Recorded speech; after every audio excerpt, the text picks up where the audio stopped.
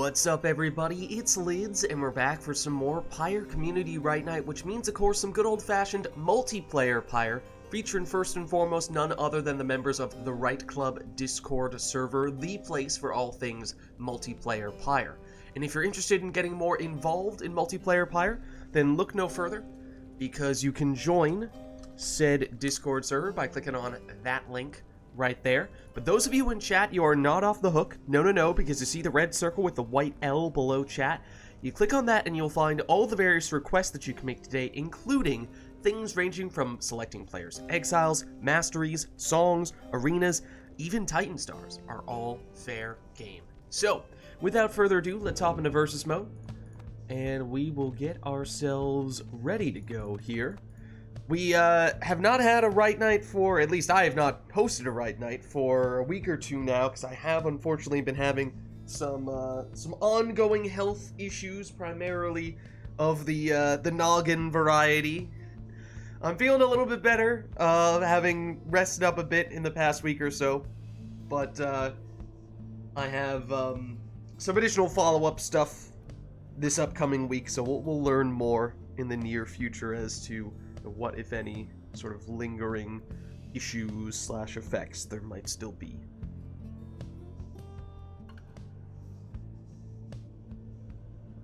But I did see a couple of people, I think, who had said they are interested in hopping in here. Let's see. Rotor says he could go in for a bit. I think I saw Lilac and Arumi as well. I think those are the ones I noticed. Let me just quickly double check. Yeah, that's what I'm seeing here. Anor as well? Okay. Well, in that case, it seems like we have a fair number of people, actually. And usually I would go in order of expressed interest, which would mean we'd go Lilac and Irumi. At the same time, though, I do want to be conscious of people who are in different time zones, and they may be a little more time constrained if they are looking to still get to bed at a reasonable hour. Let me actually get Steam Friends up here real quick. Boom. Let's see, get that, and then Arumi says good to wait a little bit if other people want to get in first. Okay. Thank you for your flexibility, Arumi.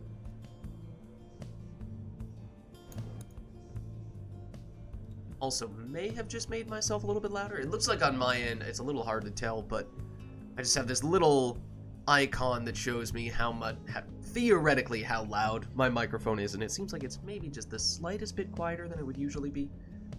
So let me know if I'm coming in a little quiet, although admittedly I did just do the thing that I would usually have to increase my volume, so that may or may not be sounding at the usual level of audio. Okay, but let's see, so if Arumi is saying he can wait a little bit, that would mean Lilac, Iroder, and Anor are the three in question here. Both Iroder and Anor, I know, are in a later time zone, and both did frame it as if, oh, no worries, Lilac. Are you okay if we go with a couple of other people first, because they're in European time zones and it's already getting a little bit late for them, so I think they have interest in starting early and then maybe swapping out later just so that they aren't up really late? Sounds good for Lilac? Okay, so in that case, why don't we go Iroder and Anor in that case? I think Lilac is in my time zone, or something like that. And Chewing Dragon is here and has given us a talisman request. Each talisman you choose must be a talisman this exile would like to eat, optionally edible. Okay, let me get, and all curs. Oh, that, okay, so specifically something that curs would eat. Those two things do kind of work hand in hand a bit. They interact to a certain extent. Let me get the invites here going out. to Anor, and to Iroter. And then we have a Will of the Scribes from Frost King. How's it going, Frost King? Oh, and I already forgot to jump into Discord. Let me do that now.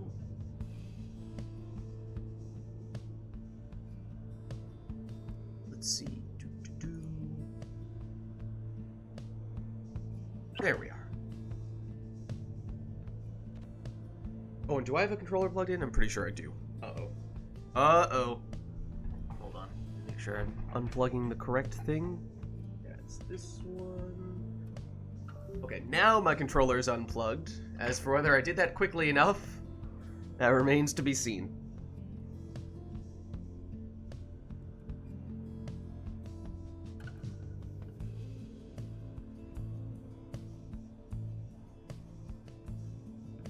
Chewing dragon. Okay, looks like we have at least one person in here. I'm player one. Okay, this is Iroter. Anor, did I send the invite to you? Did that go through? Do I need to resend it? Anor can't move. Anor's in. Can you do the controller bumpers to change your triumvirate? Because if you're player 2, usually you can't move your controller anyway, so that much isn't that much of a concern. But okay, this is where, though, me having my controller plugged in briefly may have caused some issues. So I'll set you to, do you want to be the Pyre Hearts Anor? And then we can try going into the squad setup screen and see if there are any issues there, and if that is still the case that you can't control anything, then, you know, we might just restart things real quick, because I may have messed things up just a tad by having that controller plugged in just a bit too long. Okay, let's see. Here is Iroter. This will be Anor. We have Withdrawn, and we have Nightwings. Okay. So yeah, let's try this out. Actually, let me quickly check. On this end, just to see. Okay, I mean, your controller is showing up, so that's a good sign, at the very least. You can always try moving that around and see if that happens to help, but oftentimes, if that's what we have to resort to, other problems arise. Welcome to the cairn of Ha'ub. You shall take part here in a glorious tradition. Let us see which one of you is more deserving. The Withdrawn, stand ready. Nightwings, stand prepared. Now Okay. let us begin. So we do have a few requests here for all curs and for talismans that those curs could theoretically eat.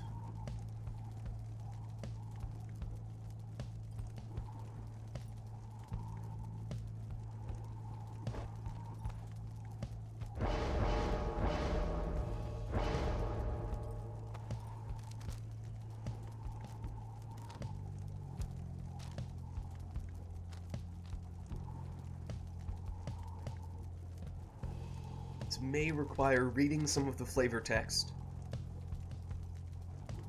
And there may be some interesting interpretations as well. I don't know, can you eat a fairy spirit? Sounds pretty hardcore.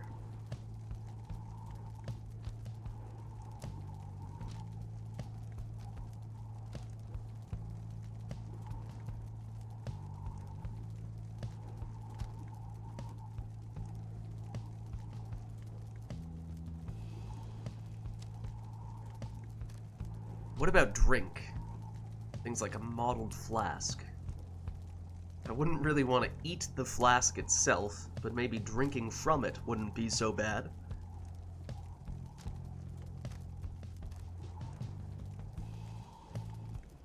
Yeah, Nora and I are thinking the same thing. Imagine eating a flame leech. I don't know, it might come to that. Dalbert. Alright, well, now we see if anything works on Anor's end. Anor, can you pause and unpause? Because sometimes that changes things. Sometimes that fixes things. Nope. Okay, let's see. Let's do the musical chairs controller style.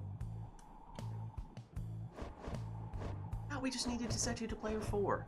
Now that might end up messing with iRotor's controls, but that remains to be seen. Cursed talismans look like lollipops without the stick. I mean, you could try to eat those.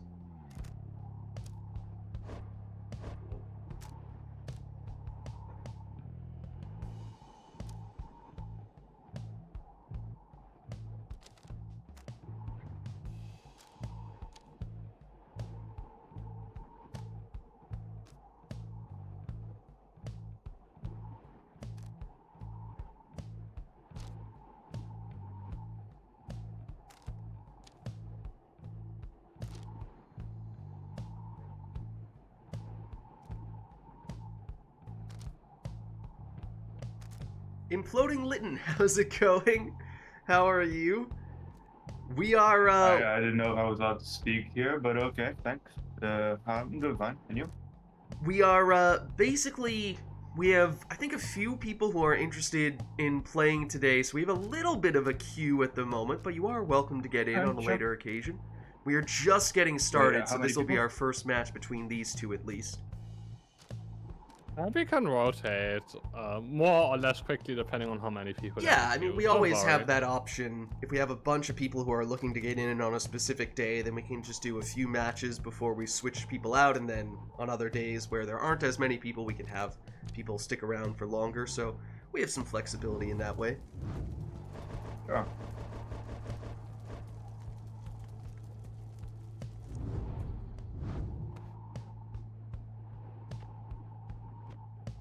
In the meantime, though, of course, well, we already have several requests affecting this upcoming rite, but for future rites, you are welcome to make requests in chat for how the players set up their teams. This one is all curs for the exiles, and then I think it's the talisman part that's throwing people for a bit of a loop, because that is for talismans that are theoretically edible.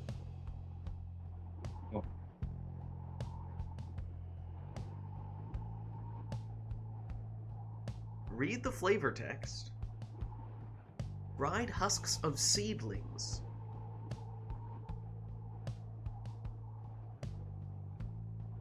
I would argue that is actually one of the more edible of the talismans, and I was kind of waiting for someone to realize that, because we have in fact had this request before, and oftentimes people do just gloss right over prayer beads and don't read that fine print to see, hold on a second, this actually makes a lot more sense than almost any other talisman.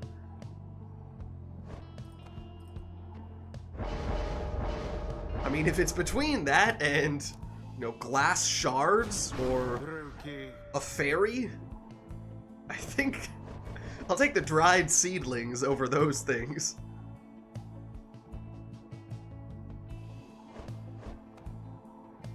Right, there are lots of rocks. So, not really sure you want to go that route.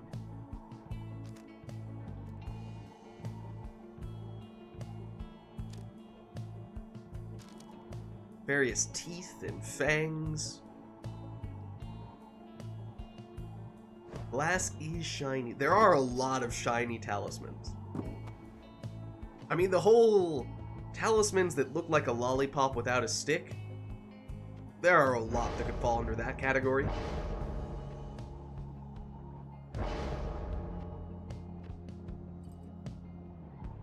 Do people eat charcoal sometimes? Parker, that's true. You could also tailor it a little bit more specifically to the cur in question. Barker, I feel like, would be more adventurous when it comes to his diet. That is a good point. Have something a little more edgy, a little more questionable. Probably makes the most sense to put that on Barker.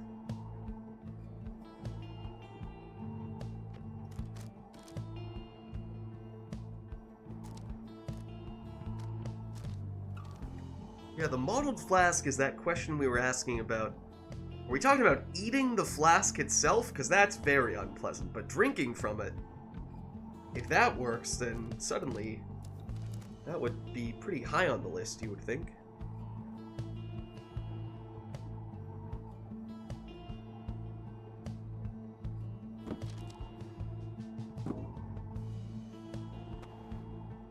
Then there's the whole, you know, is this item technically cursed? Can you still hear me?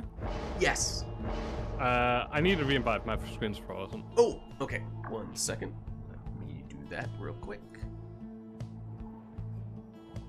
Like, obviously there are the cursed talismans, but then there are various other items as well that kind of allude to some sort of magical properties that may or may not be something you would like to actually consume.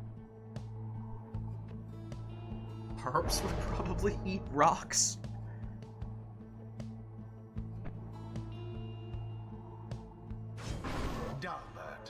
Alright, well here we go with our all-cur edible talisman setup to start things off here. I wrote her, blocked just before making it in, but he has it back and quickly able to plunge in here on the second attempt for 20 damage. Anor now goes the direct route, plunging for 20 with her cur. And that was her prayer beads cur, so Anor's still at full strength here, although the two players did just trade a cur for a cur, and did so once again. Of course, the curs do come back quite quickly from banishment. Anor was briefly defenseless, but as we just saw, means with those quick respawn times, it's not very often that we'll find players completely defenseless with this kind of setup.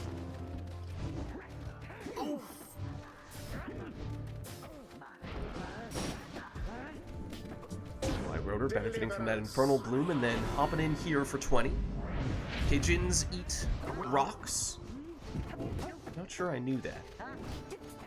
Not sure I would do that out of choice if you have alternatives. I Rotor back in with another 20 damage plunge here. And would you rather eat something that is cursed or just eat a straight up rock? That's maybe a bit of a hard choice. Depends, how cursed are we talking? I wrote her in again here, and that means one more plunge might be all that he needs. In fact, it would be all he needs. If we're talking throw, then that would be a different story. Here's an ore. Loses one cur. Gets blocked with the second, but still has it. I wrote her, blocked, looking for that winning plunge, but Anor says not today.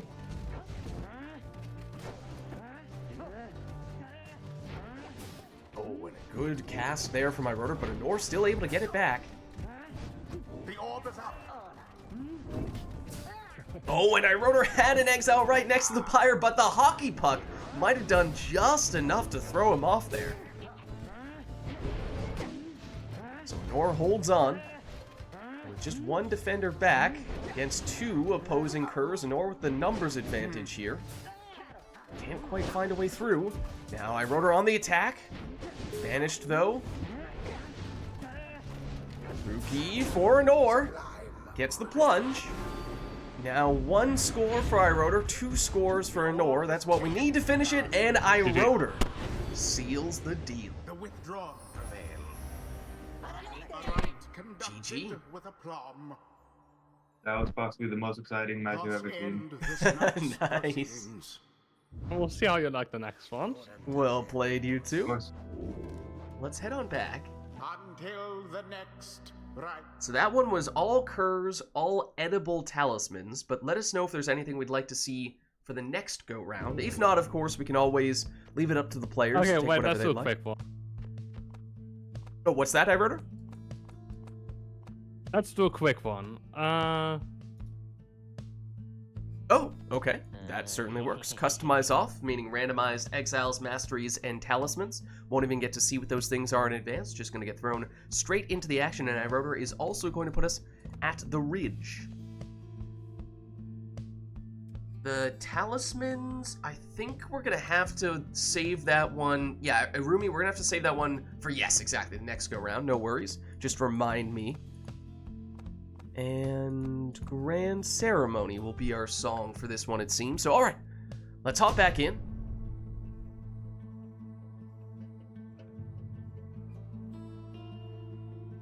Oh, I see, Harumi. The withdrawn shall now. Okay, so what do we end up with this time? It's Cur, Demon, and Sap for iRotor. It is Demon, Nomad, and Savage for Anor. Black Hoof on Iggy, I think that was, for Anor, is what we just saw. That's a cursed talisman that prevents him from picking up the orb. That's not really what Anor wanted to see, and helps iRotor. Oh, Anor has 2 cursed talismans! Oh my goodness. She can't pick up the orb with one exile, she can't cast with another. It's an exile who would usually be most notable for his casting ability, who cannot cast. It's Lendl. So, Nor is very much fighting an uphill battle here. Iggy has Celestial Spy. Unfortunate. 20 damage plunge from one of Anor's few exiles who can plunge. Barker threw it in. So iRotor throws this one in for 15. Good. Well, I suppose, if nothing else, Iggy can still momentarily intercept throws, even if he can't actually hold on to the orb. And he is still capable of banishing opposing players, of course. Ooh, double banishment from that cast for iRotor, but here comes Lendl. He's stopped, though. That means no one back to defend this 15 damage Cur throw, and at this point, 1 score from iRotor might be all he needs. His Cur was the only exile without sufficient damage to finish the job, and it was the Cur who scored there, but now anyone would have sufficient damage. Of course, iRotor has Orlek, which we didn't really even talk about. That would usually be pretty significant, but... and I suppose, fittingly enough, it is Orlek who finishes the job. That just... That was pretty brutal when it came to the customized op. The rite is ended. Apparently, Anor did something to displease the scribes. Until the next rite. GG. I mean, we certainly Let us see... repeat that setup real quick before we do a roomie, because now we have everything set up, and I want another go, because 2 Cursed on one side and Orlek plus Star Splinter on the other is a bit...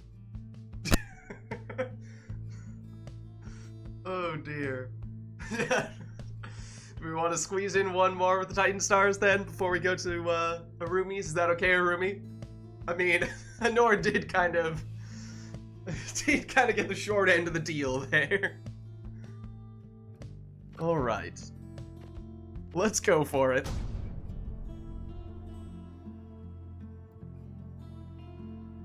We do see at least 1 Cursed Talisman in customized off matches fairly often. It feels like it weights that more heavily than the other talismans, but on the same side, and then to have a very viable team on the other end, it's pretty harsh. This time, it is a Savage, a Demon, and a Worm for iRotor. It is a Crone, a Savage, and an Imp for Anor. And I don't think any indication of Cursed Talismans, at least not yet. iRotor does have the Savage Salute, and he had the Talisman that gives him the extra 30 starting Pyre life. So we know that much. Anor has a portal, looks like a normal portal, not a super portal, from Tizo. Although, is it? Tizo looked like he had infinite stamina there. Might actually be a super portal, but 15 wait. 15 damage? Is that a Stubborn Flame, perhaps? On Anor's Crone? Might be the case. 30 damage on that plunge from Anor's Crone. Let's see you Nightwings keep this up.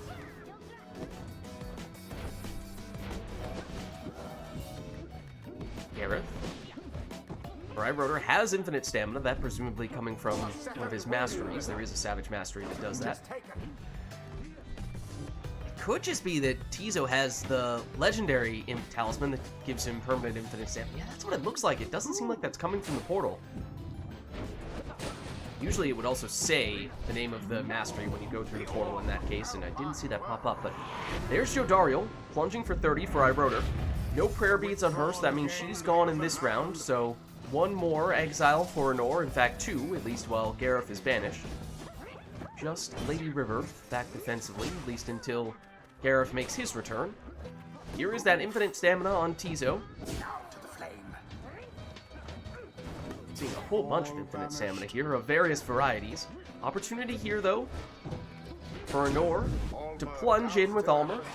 That's 20 damage. Oh, there's a can singularity. I think it's on Gareth. Someone on Iroder's side has can singularity. And I didn't see the visual effect there, so I'm fairly certain that it is Gareth. So that's one more talisman that we can confirm here, I think. We actually know a fair bit, because yeah, that's definitely the legendary Imp Talisman. Anor, I'm pretty sure, just tested for the Crone Salute. Didn't seem to have it. I think we know Almer's Talisman, or at least if we did, I've already forgotten it. I don't think we know quite as much on Iroder's side. Iroder, though, with that throw, actually intercepted. Those throws usually oh! Hold on. That was a howler. Perhaps we do know one more of Iroder's talismans. That being a cursed one this time, and that would be fairly fitting, I suppose. What with Anor having gotten 2 of them last time. That was the only cursed talisman we didn't see last time. Or with Almer, stopped this time and temporarily defenseless. Gareth, okay, that's 10 damage, definitely we're talking about a Stubborn Flame here. That means reducing Iroder's maximum damage by 10, at least whenever Iroder is in the lead, and that is currently the case. So normally Iroder would have enough damage to finish the job with just 1 score here, at least if it's coming from Jodariel. But with Stubborn Flame, that would not be the case. Unless and until Anor retakes the lead, then suddenly it would almost be beneficial for Iroder. He would be able to finish the job with 1 score from Jody. That's all getting a little ahead of ourselves. As this time, Iroder goes for a quick 4 damage throw, and actually that is pretty significant, because that is, well, significantly insignificant, if you will, because it doesn't really change the math. It is just barely such that Iroder still cannot finish the job with 1 score, even with Jodariel. Anor would still be holding on with 1 Pyre Light. Again, unless and until Anor retakes the lead, then suddenly Stubborn Flame would deactivate. Anor, with that score, suddenly, this is very interesting. Anor is in the lead. Stubborn Flame is just barely not active. It is possible for Iroder to finish the job with any of a number of his exiles. The worm being the only one who did not have enough damage. Or actually, I suppose it actually still did need to be Jodariel. Now, of course, any of Iroder's exiles would have enough damage.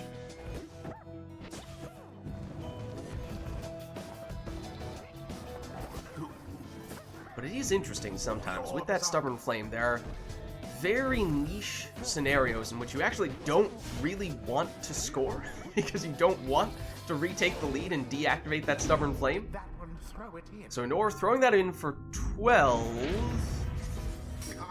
means Iroder is still in the lead. Stubborn Flame is active. I mean, Anor's Pyre Life is low enough that's unlikely to be much of a factor. Presumably, just about anything from Iroder would still deal enough damage. When Iroder on the attack aggressively here, but Anor able to get what could have been a game-saving play defensively. And Anor is capable of finishing the job with 1 score now, so it is functionally sudden death for all intents and purposes here, unless someone has an unexpected source of rekindling coming from a RITE NITE talisman. But we've seen enough talismans here, and I'm kind of doubtful that anyone has that. Usually, you see the RITE NITE when talismans have not really shown themselves, because obviously it only makes itself known at the very end of the match. Anor elusive with Tizo. It did eventually get blocked. Very close there as well, and it's Anor who takes the win. GG. I thought for certain they would not. Was it the worm? I thought it was his savage that had the bottom point. But GG, very close match. Well played. Until the What does stars Vanilla align. mean with a talisman request? He then clarified and said that means you take whatever you want. Oh, Gareth So was the one with the just heart. free choice of Of exiles talisman. and talismans. Exactly. So let me just Also of exiles. That's how I interpret it. let me double check exactly what he had said. It's vanilla Okay. talismans. People pick. Okay, so yeah, it looks like it's basically just you pick whatever you want for both talismans and exiles. Is there anything else? I think that's it. How many people are there in queue now? think We have we a have new player 3 that in the might queue. want to play, so maybe preference there. Why don't we go for... I mean, if you guys are... Okay, Nor says she can swap out after the next one. Yeah, so what if we get... Iroda, are you good to swap out after this one as well? Then we can get some new people. Sure, why not? Okay, so this one we'll go with Arumi's requests, which are basically just having the players take whatever they want. And then after that, we do have something in the queue from Chewing Dragon.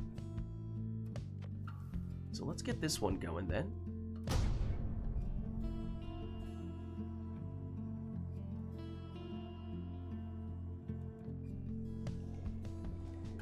The withdrawn versus the Nightwings. Okay, Welcome.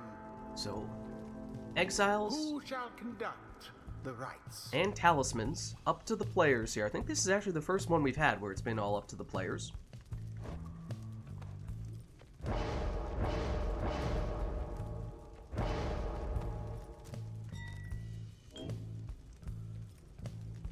So Rotor goes with a meta Vispaleth, making a bit of a statement with that first selection.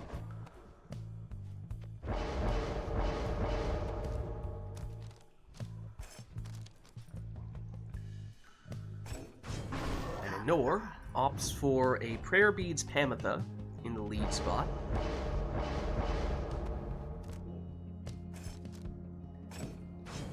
Exile. Rotor wed Lanthorn Raji. That's his second selection.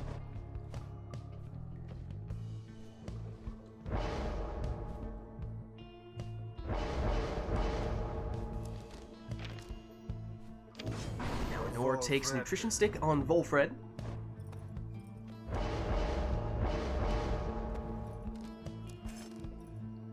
Rotor going double demon here with a Speedy Jodariel in his last spot.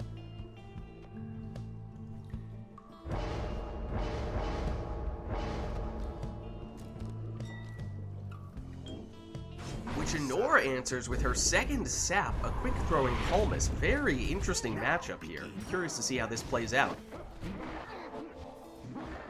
Lots of big auras here to work with. See to what extent the players can navigate through those walls of presence. Pamitha. She has some speed here. That is perhaps the primary thing that the players are lacking with their teams. Big auras, but not the quickest of characters, except if you're right next to the Pyre, then Rotor doesn't need the quickness on that occasion, so he's able to set up Jodariel for a 30 damage plunge. She is gone in this round, though. Means a little more room for Anor in particular to maneuver this time. How comical. She loses Volfred. Right now it is only Vispaleth back, though. That's all Rotor needs. Vispaleth has that Celestial Spike, but goes down to one of those many auras blocking Anor's Pyre, and Pamitha couldn't quite win the race back to Iroder's Pyre. Now Iroder has back. Now he does have the infinite stamina coming from, I believe it's a super portal, and that is a very notable way for Iroder to flip that script and take what would usually be a very slow plotting team into actually a quite quick one, as infinite stamina demons are very fast. That, one would assume, will end up being a pretty crucial component to Iroder's strategy, although he didn't need it there. Able to plunge in the old-fashioned way, and with that, that's 30 damage. Now, Nor does have 2 saps. So you'd imagine she has a fair bit of rekindling to work with here, so even if Iroder could get up to 30 damage on his next score, that likely still wouldn't be enough to take the win. So Nor, with maybe a little more time than one might assume, and had a very quick throw there with a quick throwing talisman on her long-range throwing sap, but couldn't get the targeting just right on it. Ametha. She salutes. That gives her the mobility to help set up her saps. It's a quick throw there for just 6 damage, though. A double banishment from Celestial Spike. Iroder takes out the entire team with Viz Paleth. That's all he needs to set up this plunge, but as I was saying, we expected some rekindling, and it is 50 on a Nor's second life bar here. Iroder still with some work to do, although already chipping away at that second round of Pyre life, and now at this point, one score legitimately could be all that Iroder needs. So Nor does need to be more wary at this stage. Ametha. Ooh, Iroder uses that infinite stamina going through the portal, and there is that terrifying sight. Infinite stamina demon. And it is hard to stop them. And Iroder says, "You cannot stop me." And takes the win. Okay, so we do a flying switch and get 2 people in. Alright. GG's. Well played, and Thanks for the Iroder. games. Good to see you both. Was nice playing again or not? Stars align. Alright. Well done, you two. Pleasure to get you in. I'll, free you from Steam Remote Play. One moment. If you haven't already hopped out yourselves, you may have. Where to go? Not that one. Let's see. That looks like Nora's already out, and Iroder might be as well. Maybe that's why I'm not seeing them anymore. Still have Iroder in? I think I do. There we go. Iroder is free. Okay. So then I think we had a few people in the queue then. We had Arumi, we had Lilac, who were at least the first to express interest, and then we had Imploding Litten as well. So, with that in mind, I guess let me just start off by saying, are all those people... Okay. I see Lilac. I think I saw Rumi recently I'm still here as well. And Imploding Litten is here as well. Okay, so usually we would go in order of expressed interest. Imploding Litten, are you okay to stick around a little while longer if we get a couple people in first? I don't know what your timetable is like. I mean, not too much longer, but yes, I can. Like 2 rights, for example, maybe. Okay, so in that case, I'm sorry to keep people waiting here, but... Okay, Rumi, thank you. Rumi says he can wait 1 more set. So in that case, why don't we go with Lilac and Imploding Litten, so that way, sure? I think that sounds like that works best for just keeping everyone available. Alright. Alright, awesome. So, Imploding Litten, if you have not done so yet already, if you could send me a Steam friend request, that would be great. Of course I will. My, sure, let me just open up Steam. Yeah, my Steam friend code is pinned in the Black Wagon channel in Discord, so you can use that to send me a friend request. In the meantime, let me get in. Which channel? Which channel? The Black Wagon. Okay, thank you. Let me get an invite in the meantime for Lilac. It's been so long. It's been 1 week since you looked at me. Alright, sending you an invite. Okay. Let me just let me track that down. There you go. Let's see. Friends. Pending invites. Accept. Okay. Alright. Nice. Should have you now. Okay. Let me start by asking, have you done Pyre on Steam Remote Play before? I think so, yes, with a friend. Okay. Let's see. Where are you showing up for me? Where'd you go?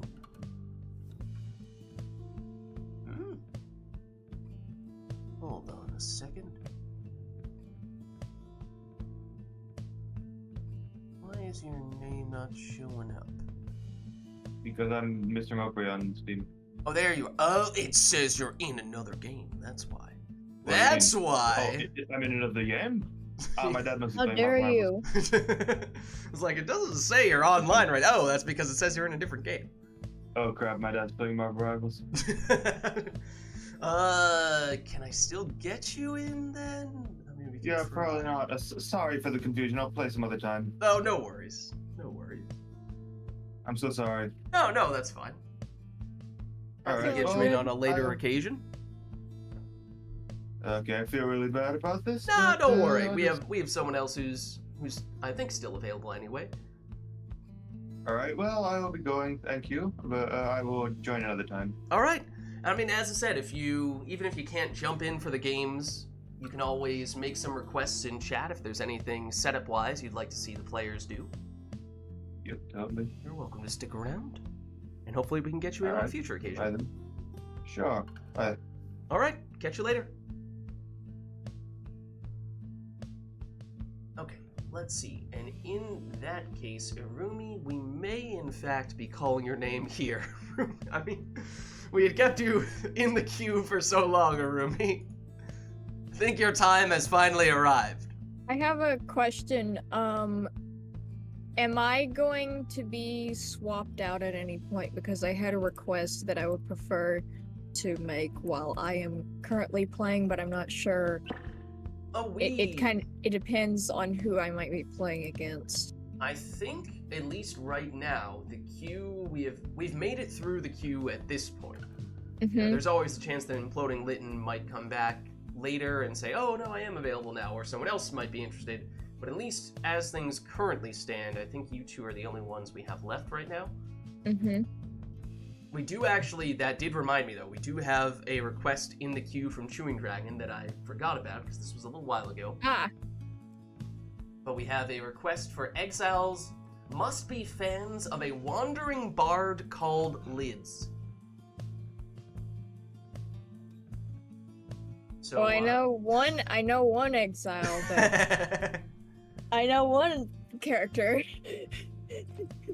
that would probably be a fan of you, considering you are in turn his biggest fan. Also, I hope this is okay to ask. How are you? A little better. Get it easy. Password. I've checked in with the doctors a bit.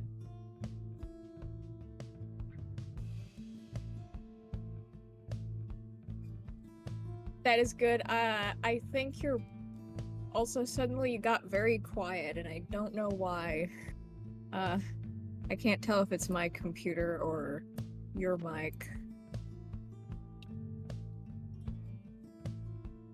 It might be my computer. I like your thing on Discord is not even lighting up. I cannot hear you at all, which is rather troubling.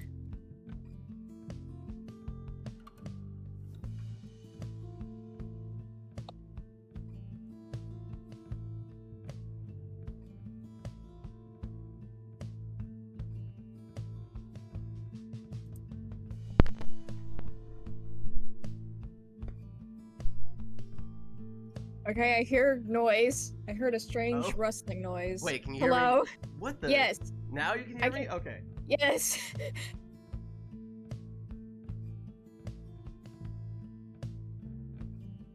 You're very quiet again. You're very quiet again.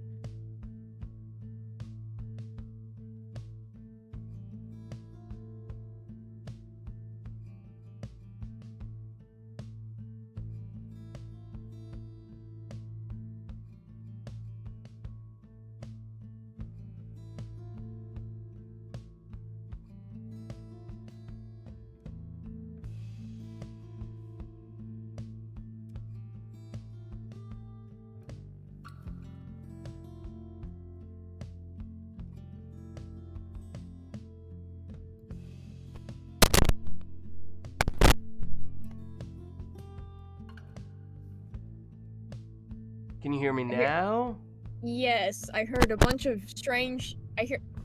I have this one component of my microphone that technically has an on-off button that usually I would never have reason to press, but occasionally if I move some things around, might accidentally get pressed.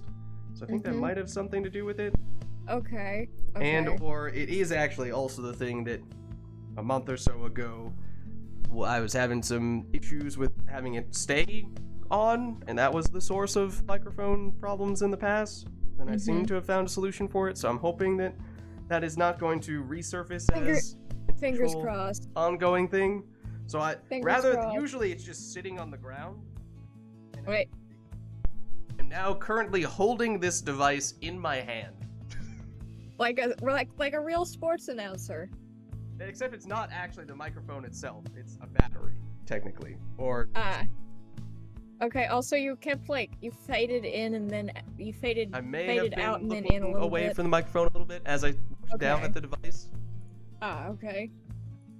One sec. I'm gonna get an image of this for you. Just to show you what I'm currently holding in my hand right now. I'm eagerly awaiting the pictures. Let's see. It can't be anything worse than the person that made a mic setup with a landline phone one time.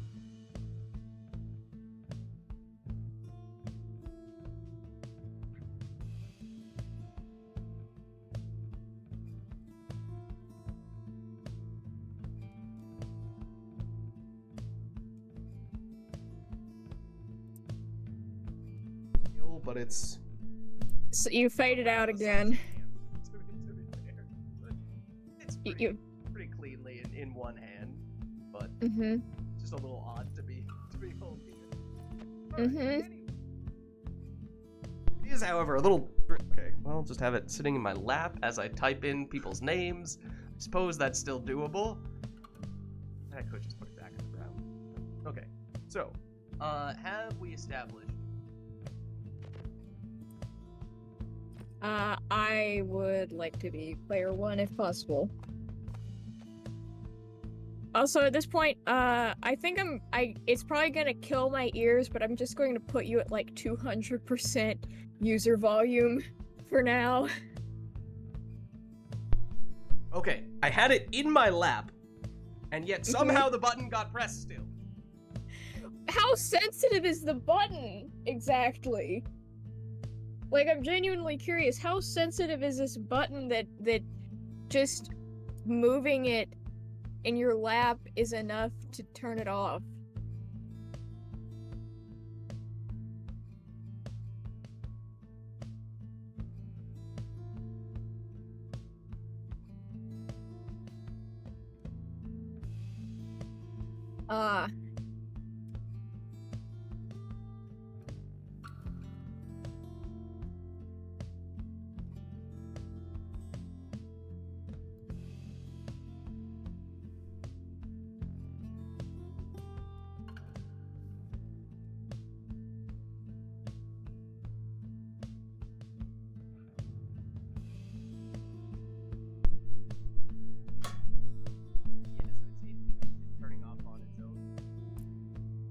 Lovely. Occasionally, it's been plugged in this whole time.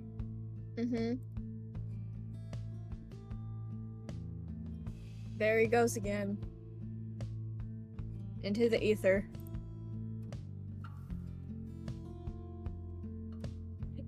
I noticed that it gives out mid-sentence. Yeah.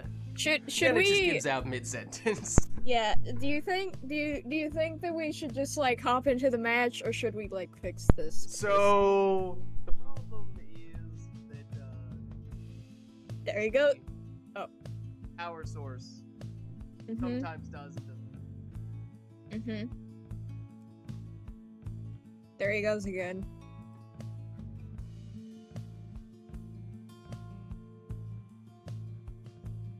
It wouldn't be Right Night if we didn't have technical difficulties, huh? Yep. It's working right now, but it goes on and off for when the power source works. What if you just talked really, really no, not quietly, quickly, like... It doesn't really matter. Good point. I can potentially try to do some musical chairs, plugging things into different outlets and seeing if I can get it to work. That might But be a that's good pretty idea. much the only potential actual solution to this situation, except that I'm running out of outlets, so I don't really have a great way to do that. Mm-hmm. So if you give me a couple minutes, I could try to finick around with some of the outlets and see if I can find a better place to plug this thing in, but Will do. otherwise we might need to either accept audio from me that just goes in and out, or just go mic-less on my part. Mm-hmm. So give me a minute, and I'll see if I can find a more sustainable solution. For what it's worth, right now it seems to be more consistently working, but Alright. I don't know why that is. So I give will me. also... Okay, I'll also be right back. Okay, give me a minute. Mhm.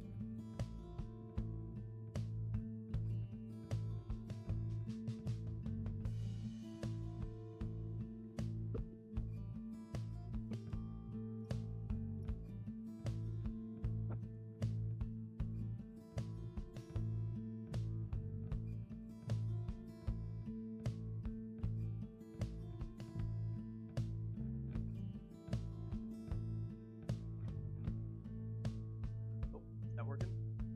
Maybe not.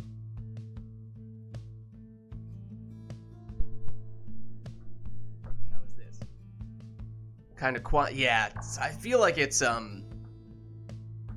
when it's plugged in properly, it's normal volume.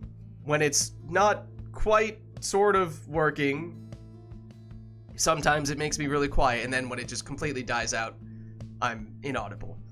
I just tried plugging it in more firmly, but it's still in the same outlet right now. I was kind of hoping that was going to be enough to solve the problem, but I don't know.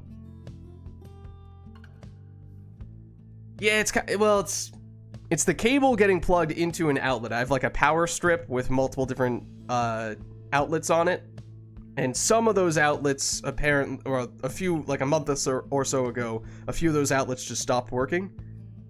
And so I have other important things like the PC, the monitor Okay. plugged in. Hello, I'm back.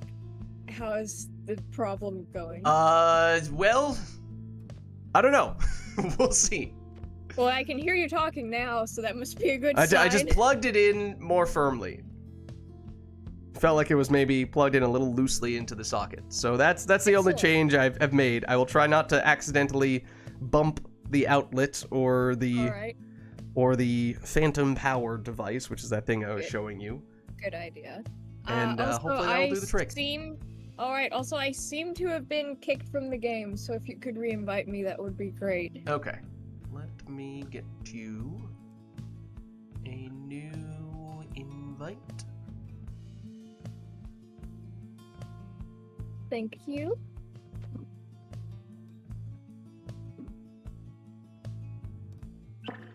Don't touch it, breathe on it, or let cosmic radiation interact with it in any way, and it should be fine. And don't say the name of any Titan stars. Okay.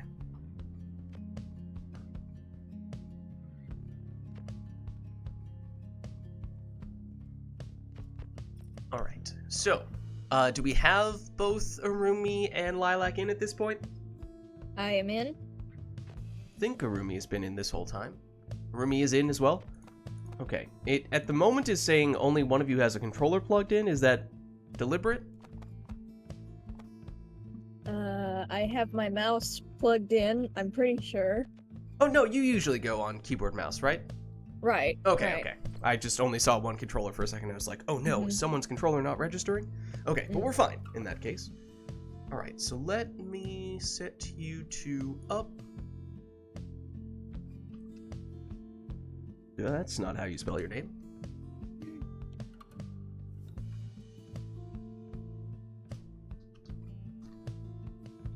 Okay. Which triumvirates are we thinking we want to play today? I will go Fate this week. Okay. We have a Fate for you and a Dissident for Arumi. There we are. Okay.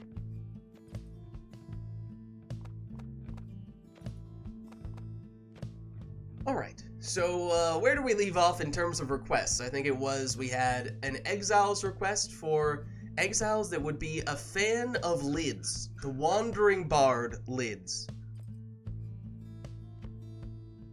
So choose to interpret that however you will, I suppose, but I believe that is the only thing we have here. I can get a pretty rough idea what that means. The fate shall confront the dissidents. Welcome. Alright, the Pit of Malith, Who shall conduct the rites? with Exiles who are fans of Lids. And I cannot click anything. Oh, well, that might just be because I have not yet enabled your controls. Ah, So that would probably help. there we go.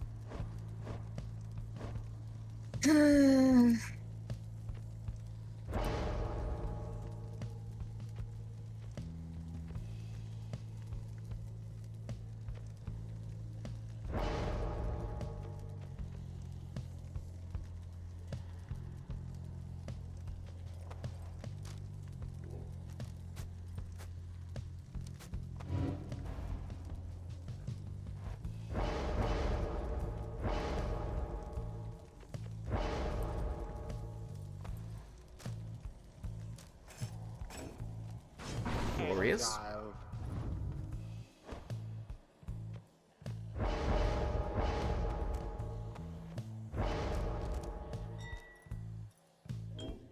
Also glorious.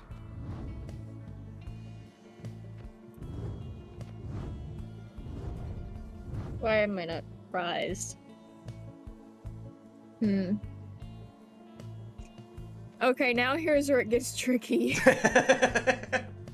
There was the obvious one, and then there's everything else. Well, I'm assuming that you are the wandering bard known as Lids, so what characters do you think would be a fan of you? Well, it's tough because it's not which characters Lids likes. It's which characters Yeah. would be a fan of Lids, which is kind of different. Who is Lids within the Choose Pyre someone. universe? Right.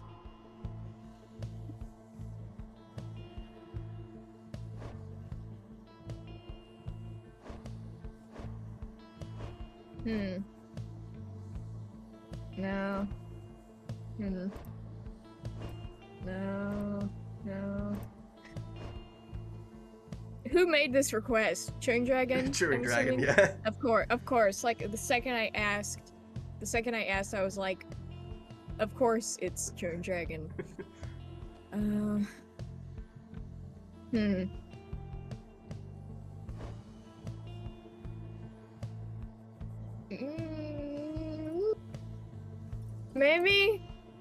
Maybe? I don't know. I don't know. Chewing Dragon, help! Give us a hint, please. If you don't give us a hint, I'm just gonna go with him. If you approve, Lids, do you approve of this choice? I mean, as I said, I don't really know, because it's not characters that I'm a fan of, it's characters who are a fan of me, and that's a lot harder to know the answer to.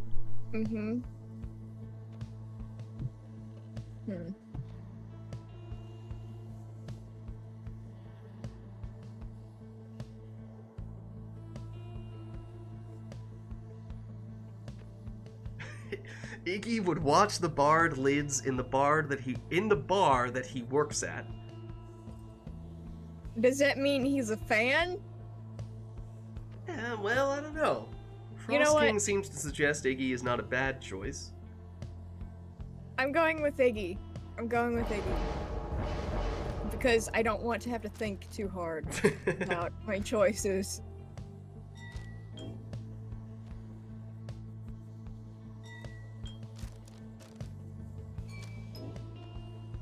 Alright, so Iggy is Lilac's second choice. We'll see if Arumi has come up with anything in the meantime. And he quickly selects Snadra. It's pretty decisive there. Okay, I'm gonna take some very heavy liberties. Arumi This says one. Snadra would be at every Rite Night. Oh, okay. Okay. I was gonna be a little witty, and I was going to say Faye because I'm a fan of lids, Oh. but but Snadra is also a good choice.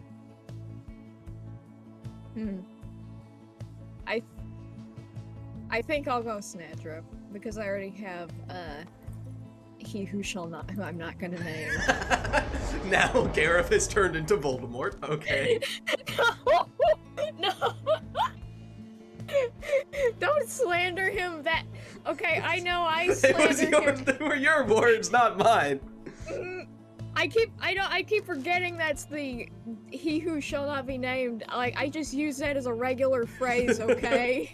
Now apparently Gareth is the Dark Lord. Okay. Is this getting added to the Chewing Dragon lore? Also, I'm not going to say anything direct because I don't want to jinx it. But the last time I hosted Rite Night, when you weren't available, I wrote her Sir Gilman. and Camilo. Oh my god, oh my god, oh my god, oh my god, oh my god, oh my god, oh my god, oh my god, we're back! We're back! We're back! So I wrote her and Camilo kind of To the flame. assisted me with my computer issues, as Oh. you can see here by the fact that I'm at I'm actually like functioning in the game. This is exciting. Uh-huh. For the first time in like a month. Oh, Arumi's going for the off-the-wall strats. You have to respect that. And the 360 casts? Absolutely unhinged in the best way possible.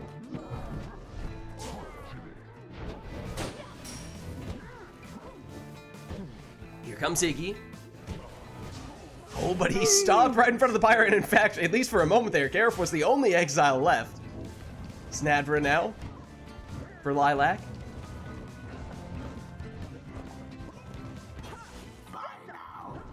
Suppose these did turn out to be quite similar teams. Oh, as he does go off the wall there and hits the mark for 20 with none other than a throw from the most stylish man in the downside. But Gareth and Snadra on both teams. The main difference, of course, is Iggy on Lilac's side and then Gilman on Arumi's. I think we did see some different mastery and probably talisman selections. So if you go a little deeper, you will see a few more differences. But at least at first glance, these are similar teams, as it is now Lilac plunging for 20, that time with Gareth.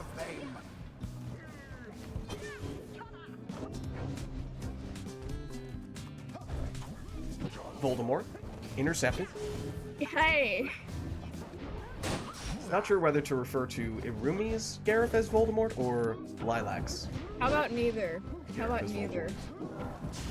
Listen, even Gareth doesn't deserve to be compared to that. Look! Look what's happened! Now we've turned Lilac into someone advocating for Gareth! It worked! It finally worked! This was your plan all along! You have activated my trap card. Oh my god. This was his plan all along. I've been played like a ukulele. I mean, okay, if that's your instrument of choice, I respect that.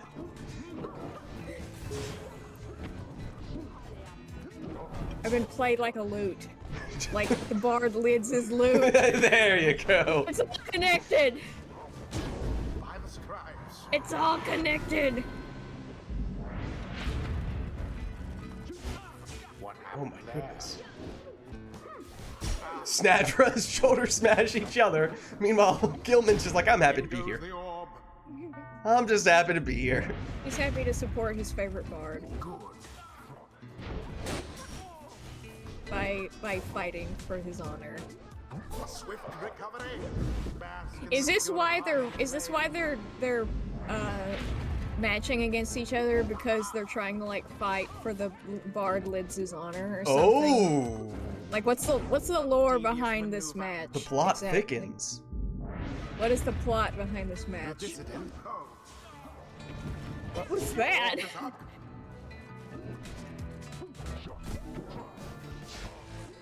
Whoa.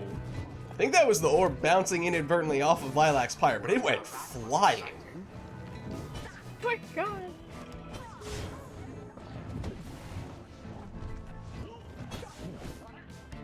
Iggy. Ooh. Oh. The orb is taken. Oof. Shoulder smash. I'm very glad that I've been. Oh, the wall bounces! That was incredible.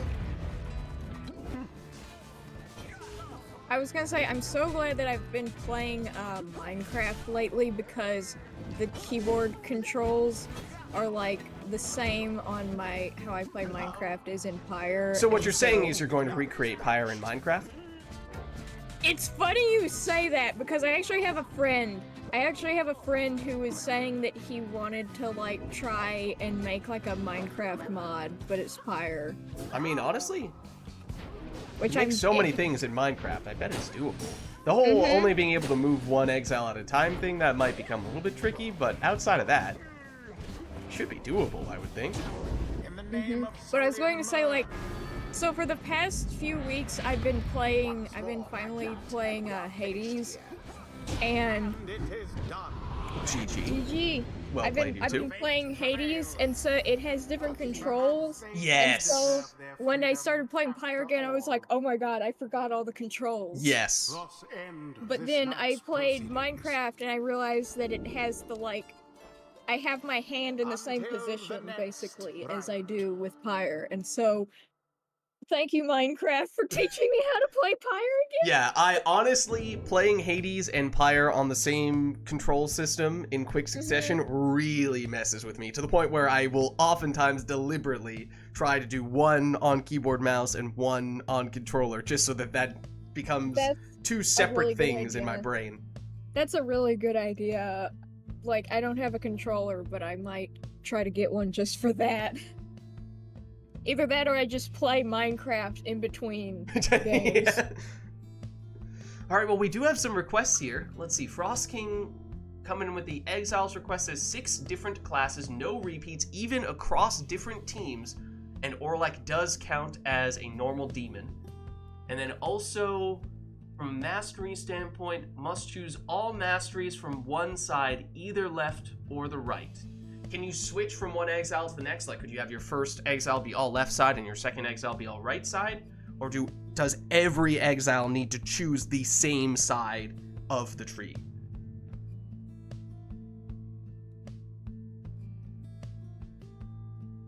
It's not soap! Yes, it is! It's not soap! They're hockey pucks. You can switch between exiles. Okay, so you have to go all the way down on one side, but you can choose whichever side you want with each exile. Okay, if it can't be soap, then Hockey It's- pucks. Canadians in chat, they're hockey pucks, right? If it's not that not- if hockey it's- is exclusive to Canada, but It you is- know what I mean. it's coagulated blood droplets. Oh gosh, I hope not. Well, I'm pretty sure that's actually what it said in the Book of Rites. Wait, does it actually say that? I think That's so. pretty hardcore. I remember the words coagulated blood, Wow. and I hope that's Like- not the case. That's pretty dark. who knows? Would you rather it be soap or would you rather it be coagulated blood? I don't know. I'm also a little surprised that coagulated blood would be light blue. Yeah, and like translucent. Yeah? Uh-huh. Frost King says, all right, time to check. Frost King will do the research for us.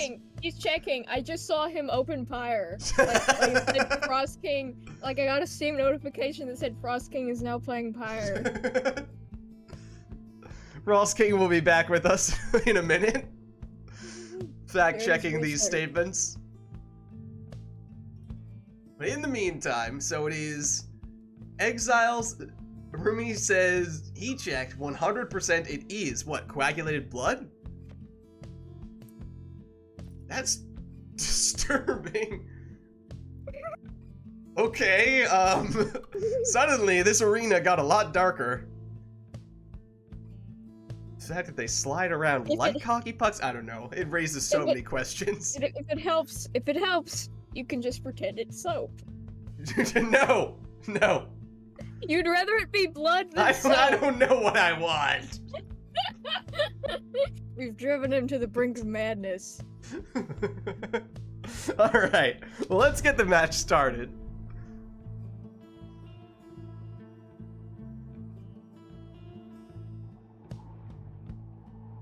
The fate shall now face the dissidents.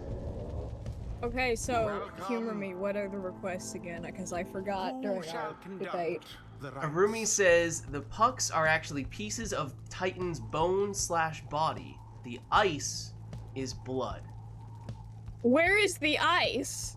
Hey, how's it going, Blood Princess? You are choosing a wonderful time to actually hold on! Blood Princess? No!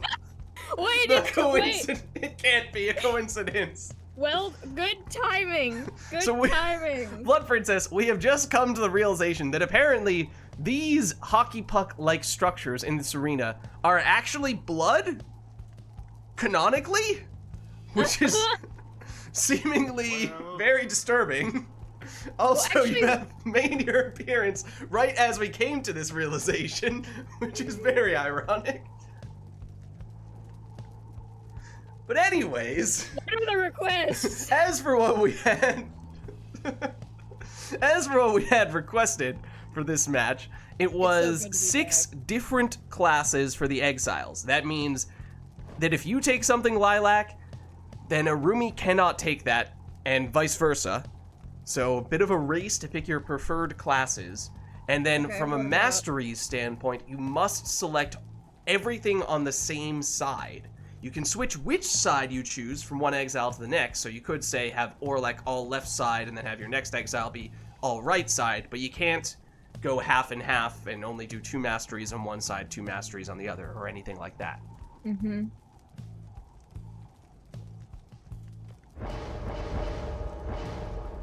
And Orlek like- counts as a demon.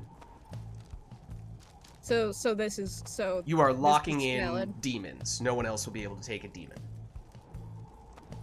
Good with me.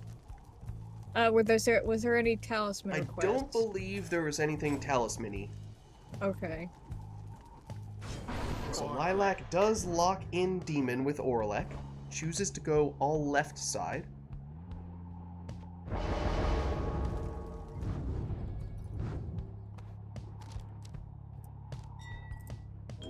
Arumi locks in Crone with an all right side quick throwing Bertrude. So no demons, no Crones. Those have been claimed.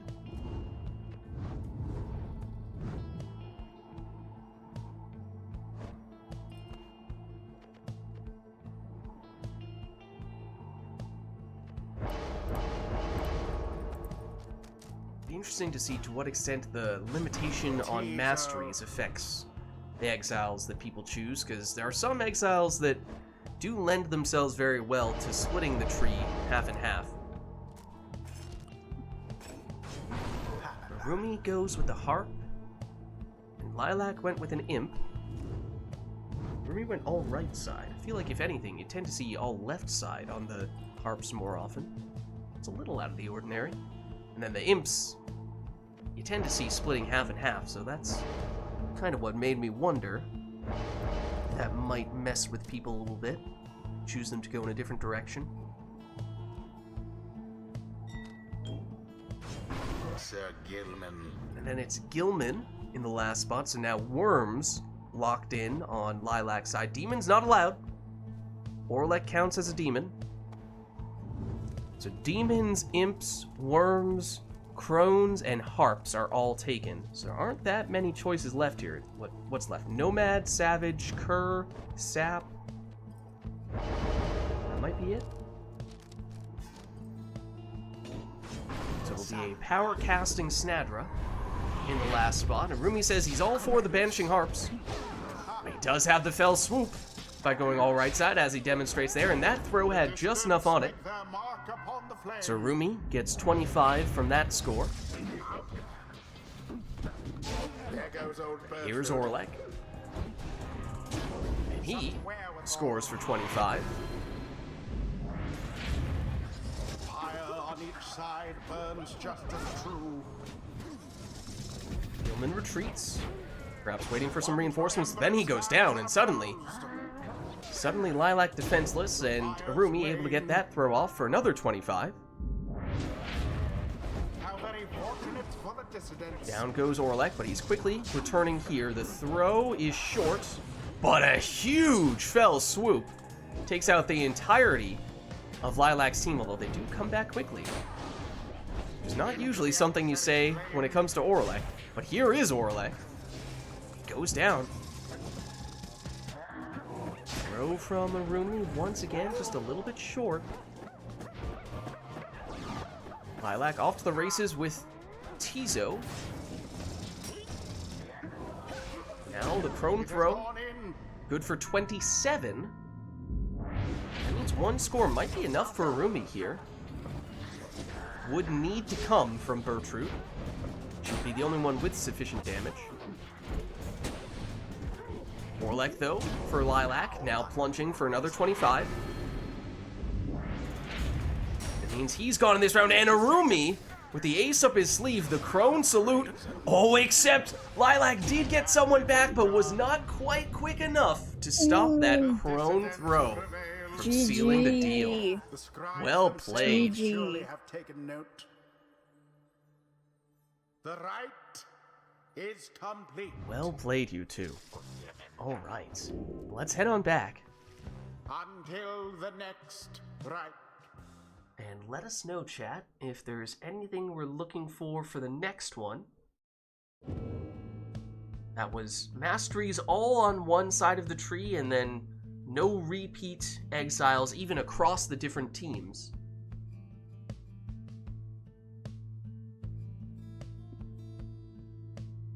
And Blood Princess says it is time for a little bit of chaos. Let's turn the customize off. Okay, my request will be for next one. Okay, gotcha. Wait, we've seen this before. History repeats itself. It's different. This one is different. Ever so slightly. Also, I have a request that is not a RITE NITE type request, or like, I have a question, a request for you, Lids. You specifically. Okay. I have no recent like updates to my recent narratives lore with the Barker goes to Burger King and all. Oh, however, gosh. not Burger King, to Heart Attack Grill. However, I did make a drawing of what I imagined Arker to look like, and I was wondering if you'd be interested in seeing. Oh no, I don't know. It's not bad, I promise. That's quite the question. I don't know if I'm ready for that. To open myself back up to that world once again. Okay, that's fair. That's understandable, honestly. If you want, you can separate the art from the story that it's connected to. I'm just showing you a nice drawing I did. Alright, well, at least for this one, we have the customize off. We'll see, of course, what we end up with randomized exiles, masteries, and talismans. We could do an arena, we could do a song if either of those are of interest, but Otherwise, Wait. we've just about everything else locked in here. Wait. Oh. Wait. Oh, I know where this is going. Okay. Somehow. You know me so well. I mean, I believe this is our first boat of the day. And a thrash pack from Arumi. E. Alright. Might even be our first thrash pack, I don't remember. Alright, well let's get going.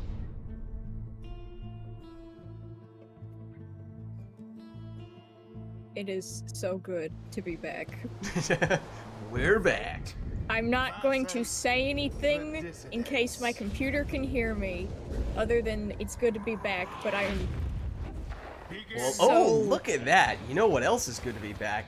Gareth, having the most stylish man on the downside on Lilac's team here, along with Pamitha the Harp and Gilman the Worm. Meanwhile, Arumi, experimenting with some of his exiles, he has a sap, a cur, and also a worm. And it is Arumi getting us started with 16 damage there. Wait, was that that was a throw. Must have been a throw.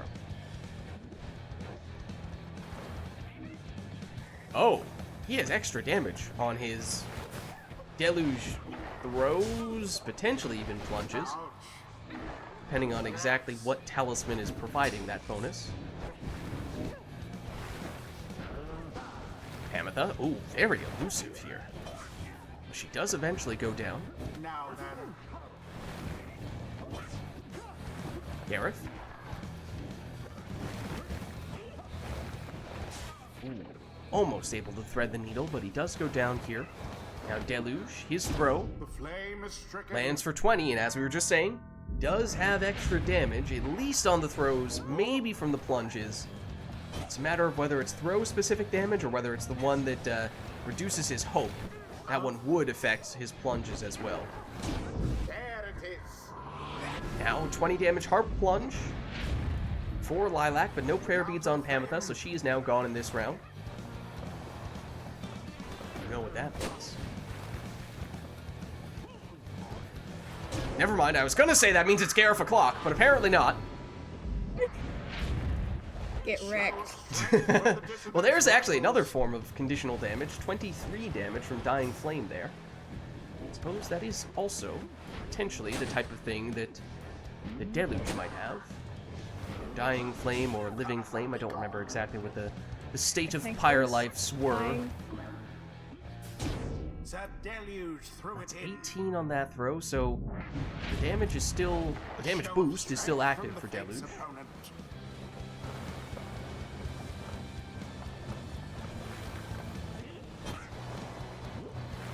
Gilman, blocked. An interesting now banish. exchange. Here's Deluge. His throw is short, though. Gilman. Oh, proactive cast there. Almost enough to throw Lilac off there.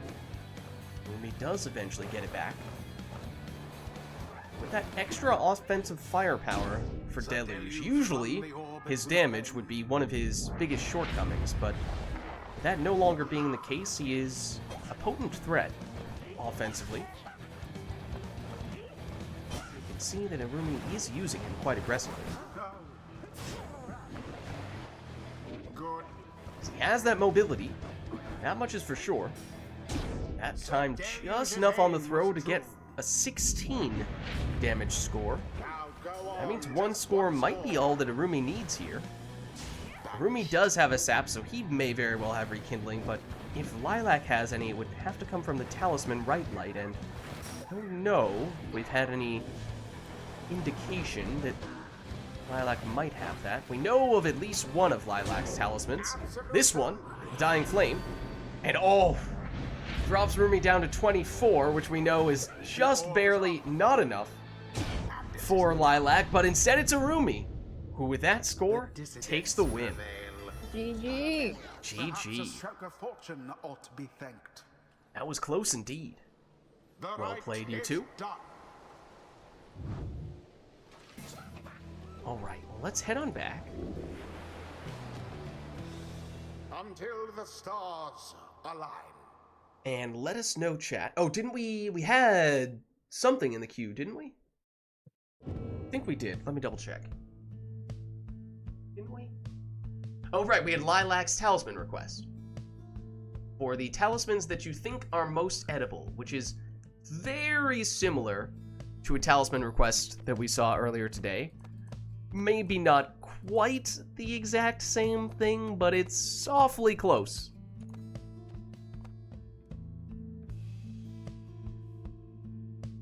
So talismans, we have that established here. Is there anything else we're looking for this next one, or do we want to leave the rest up to the players?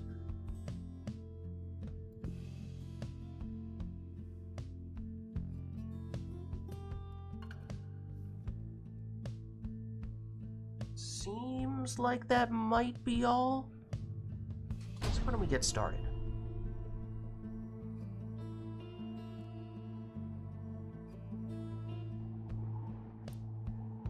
The fate shall confront the dissidents. Welcome. Okay, so the most edible talismans. Who shall conduct the That rites? is the criteria that we are So, looking like, for. When you look at these talismans, even if it is not edible, like which one would you want to put in your mouth the most? That is the criteria here. Okay.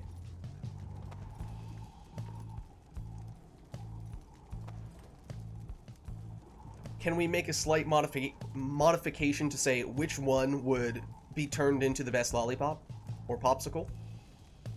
Yes, that is acceptable.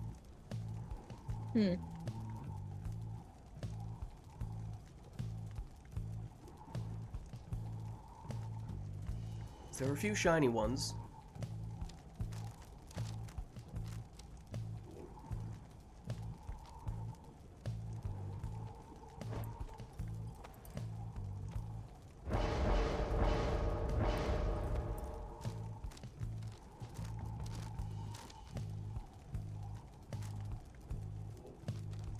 And so to what extent, if any, are we factoring in the flavor text?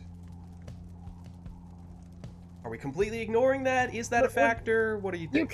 You can factor them in if you want, but I am personally basing it more on just the appearance. Okay.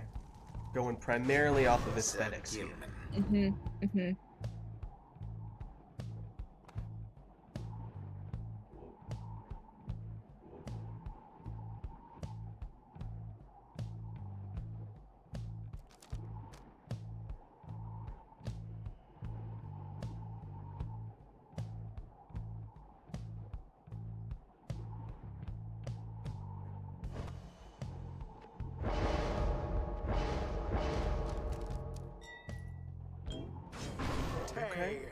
Okay.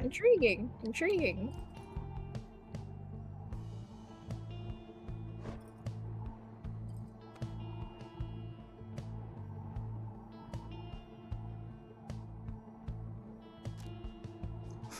Rumi says it kind of looks like a grape.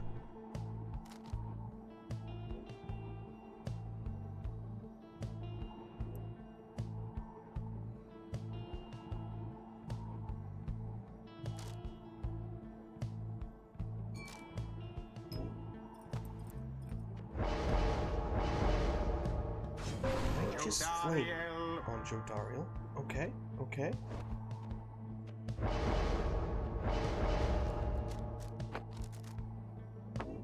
This color palette looks scrumptious. What can I say? Sounds like mission accomplished in that case.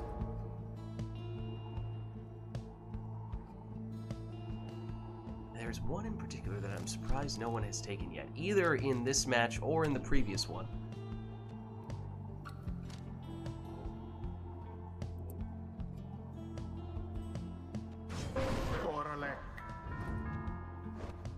Which one might that be? Well, I don't want to say until Arumi has locked something in here. But I'm curious to see if that is the direction Arumi goes, and that is it! Okay, I was waiting for someone to take that one. Wait, that's edible looking to you? It looks like a lollipop! It looks the most lollipop-like. But it doesn't really look the most appetizing. You're not It's like a factoring in. blue lollipop. What are you talking about? Like the most spherical, shiny talisman. Lollipop. It looks okay. like a blue raspberry lollipop. I'm going to look at it after the match is over, but I don't see it personally. That is wild to me. To me, it is far and away. What kind of lollipops are you eating What's there? Yeah, like a blue raspberry Tootsie Pop, or Okay, a something Tootsie like Pop, that. maybe. Like if it's a dark. like Dum Dums darker- are kind of a different, slightly different shape. Not perfectly spherical because they kind of have that extra little, like wider area in the middle. So probably not one of those. Those I feel like are the two most popular brands, at least in the U.S.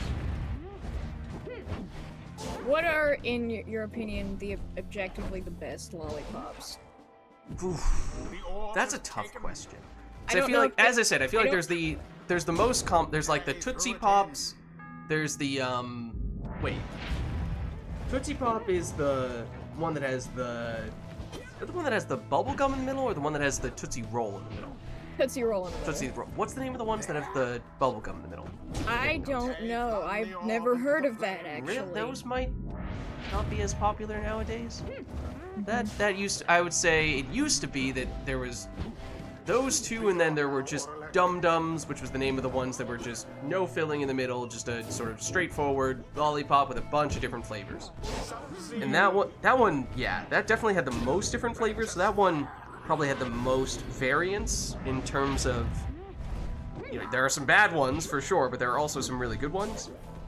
But then there's, if you're going more off-brand, you know, not just super generic, really popular lollipop, I feel like you can probably get a lot better. Thoroughly banished. Feel like, you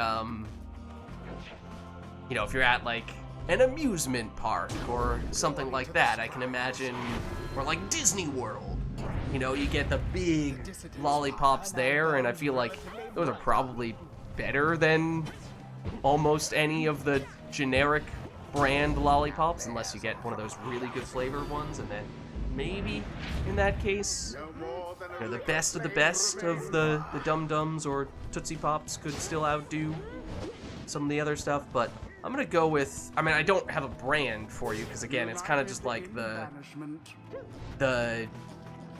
amusement park, like bigger. Usually they're much bigger, I feel like. The big like swirly ones. Yeah, like the big swirly ones. Yeah, those are always good. So I'm gonna go with one of those. I don't even remember my question at this point. What's the best lollipop? Yes.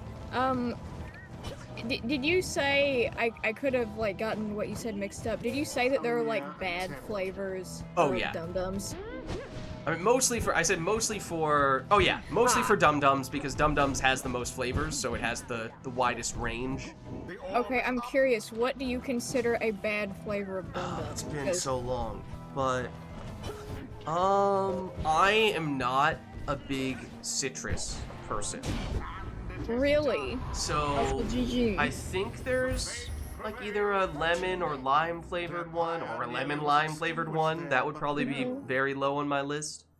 Okay. Thus end this night's proceedings. Good talk. Until the next. Informative Meanwhile, discussion. while we were talking about lollipops, there were some people playing some Pyre, I do believe. And I won. Blow Pop, that's what they're called. Yes. Blow Yes, Pop I is the think one. I have heard of those. Okay. Tootsie Pop, Blow Pop, Dum Dum. Those were the three most popular type of sort of brands of lollipop. Everything else was comparatively much less common.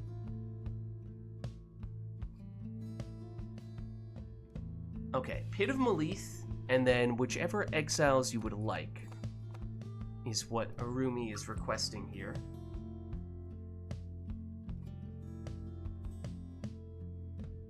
Hold on, I got one. I got a request.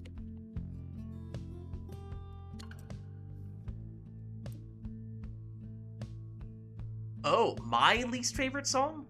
Yes. Ooh. I don't If know. that is not too much pain to I mean, I'm inflict gonna on have you. to. I'm gonna have to look through. Mhm. I don't know offhand what that is.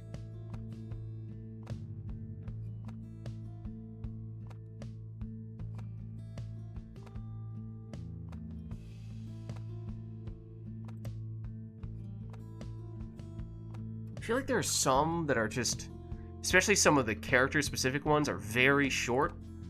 So when you have them playing for an entire match, especially if the match goes on for a long time, they just loop repeatedly and they get pretty repetitive. So I might lean toward some of the character-specific ones. Like the Herald, I think, is extremely short. The Herald might be like 30 seconds. Mhm. And you get to all the Never to Returns. I don't think I would pick any of those. I think I'm about to make a roomie mad. I think it might be Snake Soul. Oh no, Arumi!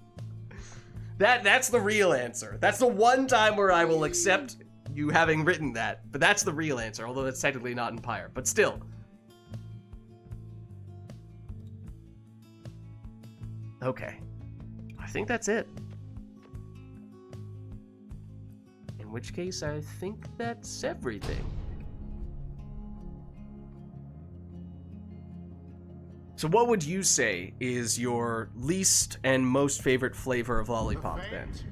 Shall take on Wait. I mean, you were asking me all these lollipop-themed questions. Yes. Welcome. Yes. So now I'm gonna flip the script. What would you say is the best and worst kind of lollipop? Okay, is it free choice? Yes, free choice for Okay. exiles, talismans, and masteries. Okay.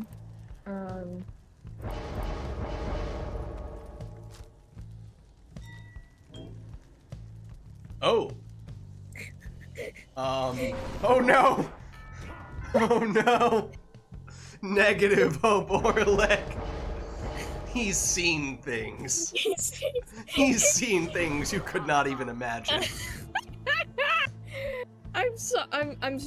I apologize to my friend Blue, who is a fan of Orlek. Okay, but lollipops. Back to lollipops. The topic at hand. Yes. Jer says Tootsie Roll is definitely the most favorite. Black licorice. Oh, black licorice. That is a very good point. Wait, which ones have a black licorice flavored lollipop? Wait, Because that is very black valid. licorice lollipops? What? Okay, also, I'm sorry for anyone who is Icelandic. I'm about to trash talk Iceland a little bit. Iceland, there's a thing where they are really big on the combination of black licorice with chocolate. So I was just thinking of what Jer was saying, black licorice with a Tootsie Roll, so you have the chocolate center combined with the black licorice flavor. I'm out. I'm out. I cannot support this, right? No thank you. Let me guess, you hate pineapple on pizza as well. In general, I just do not like pineapple. Mm-hmm. I'm just not a pineapple person. To Okay, the that's point where fair, I that's fair. like, and pineapple has a strong enough flavor where if you put it in a fruit salad, you will taste the pineapple on all the other fruit that you put in that fruit salad, and that frustrates me because I don't like the taste of pineapple. I'm fine with the taste of pineapple, but I hate the texture of it. It just Yeah, get it away from me. I probably do as well, to tell you the truth, but I mean, obviously, flavor comes first in most cases, so just True. not trying to do the pineapple anyway. And then here comes the wall bouncing strats from Arumi with the harp. Should have known when he requested this arena. Should have known Okay, that's what but- he was looking for. Okay, my favorite kind of lollipops, probably Dum-Dums. Dum-Dums are the tried and true. Okay, but there are so many flavors. Which flavor Right. Dum Dum? Okay. There are so many flavors. I have not tried them all Of because, course, right. like, usually, like, So fast. I only get a few at a time, like when me and my family like goes to the bank or something, and they let you take a few Yep, for yep. free. Classic. So like I haven't usually like gotten any independently. I usually just get them from the little bowl. Sure, sure. Or like I guess I would probably get them around Halloween maybe. Cherry, strawberry, those are always solid. Yeah, those yeah, are those are always safe solid. bets. An unimpressive thrust, Do they have a but root true. beer flavor? I can't Oh, remember. that's a great question. Root They beer, might. root beer flavor is good. You are a root beer person? Okay. Yes, I am a root beer person. I will loud and proud. They do have root beer flavored, Blood Princess says. Okay, so that would be high on your list. There was some kind of like cream soda or like caramel. I can't There's remember. That one was butterscotch. I don't know if that's what you're thinking of. Butterscotch, yes. I yes, was going to butterscotch. ask, because I feel like that's a divisive one. Butterscotch is good. That's You my do like opinion. butterscotch. Okay, I also like Yes. butterscotch. I support this. Thrust, but true. Yay, brothers in butterscotch arms. The orb. I have not. Wait, did Oh they? my god, how fast was that harp? That was terrifying. Wait, I can't remember. I can't remember because I'm also focusing on the game. Are there licorice flavored dum-dums? I don't think there are. I don't know, Chair. I think he had black licorice lollipop of different varieties. Okay, here's where you're probably gonna. I'm probably gonna lose you. I like licorice, and I like licorice flavored jelly beans. Ooh, no, I- yeah. I mean, none but like the. I mean, technically not licorice, you know, like the red licorice stuff.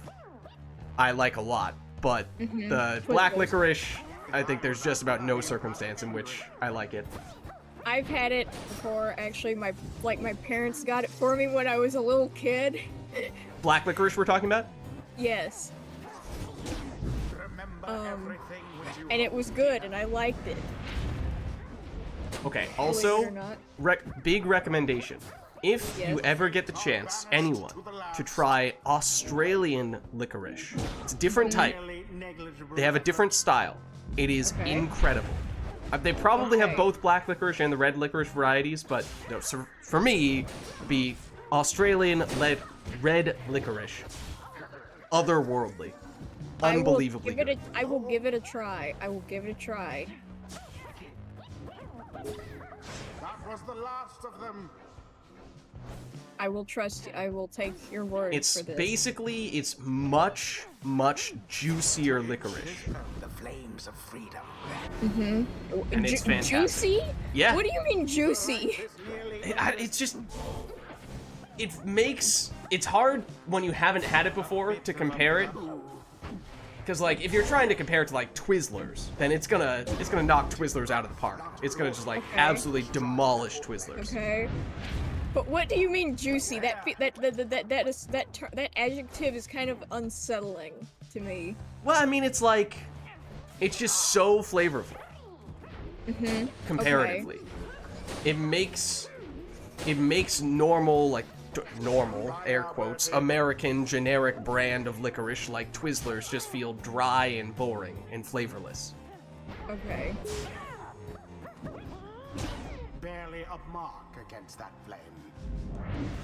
Yeah, raspberry or strawberry flavored Australian I have- licorice is I have S a tier. friend in Australia, so like maybe they can hook me up with someone. And I mean, they with definitely this. do sell it in the U.S. in some places, but I think it's a little more Okay. niche. It's probably more expensive. So, Mm-hmm. you know, it's probably not going to be an everyday type of thing, but if you get the going chance to be try it. Are you going to be my Australian licorice dealer, Lid?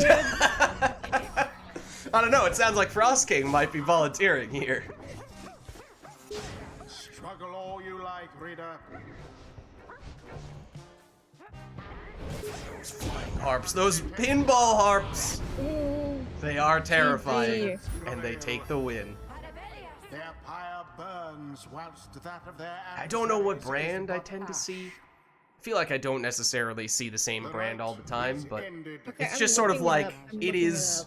Australian licorice in general is sort of like this different category of licorice that is created in a slightly different way that is just I'm looking objectively it up superior. on Walmart.com. In case they Okay, I I'm don't only support getting Walmart, but cosplayers. sure. What did Walmart do? I mean, like, Destroy every form of family business. okay, fair. It is the destroyer of all local Okay. economies, but Okay, I okay. digress. Okay, fair. No, that's totally fair. I agree with you on that. I agree with you. I support you on that. Oh my god. Okay, I understand. I'm looking up Australian licorice. This does. It looks juicy. It looks juicy. You have to try it. It's just I do. I do. Once you have it, you will understand that it just does. It will forever make you disregard and ignore the normal, standard American style of licorice because it just won't be the same anymore when you understand that there's just so much better stuff out there. Wait, I dark chocolate covered Australian licorice. Now that I don't know. That I cannot necessarily endorse. I feel like wallaby might be. Hold on, I'm gonna Google wallaby licorice. That sounds like that's a kind that I've had before. Maybe that's just because, you know, insert generic animal that is from Australia and that makes it seem like there's a brand called like Daryl Leah or something. How do you spell licorice? Licorice. Is that it? Hold on. Is this the kind I've seen? Maybe. Yeah, this looks kind of familiar. As I said, I'm not sure I've gotten the same one over and This over. is an absolutely banger comeback for RITE NITE, if I'm being honest. Okay, just so we're on the same page here. Like, this is what Australian licorice looks like. And you can just tell from looking at this that this is going to be objectively superior to the sort of, again, I keep calling this normal licorice because that's just sort of like the standard kind in the US at least. Licorice. It's normie licorice. Yeah. And it's probably more expensive. I'm sure it is, but at the same time, I promise you, save up for it, it's worth it. Skip one day of licorice. You know, whatever your usual increment of licorice purchases is, skip one of them so that you can double down the next time round with much better Australian licorice, and it will be worth it.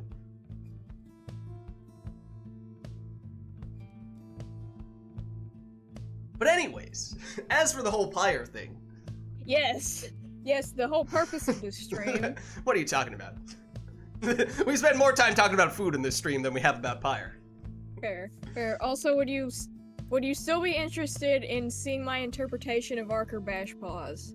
Oh right, I forgot. Arker Bash Paws is the full name. That I am pretty intrigued. I'm not gonna lie. Okay, so in the moment I drew him like anthropomorphic, standing on two legs, which is why he looks this way. Okay, I pulled it up.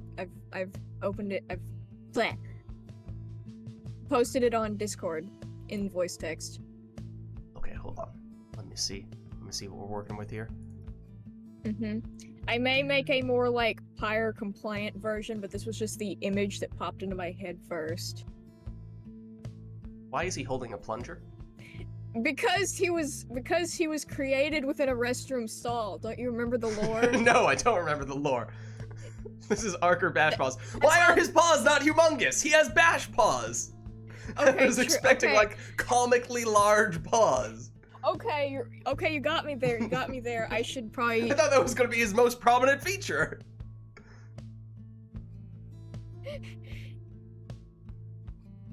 I feel lied to. I feel deceived. I'm sorry.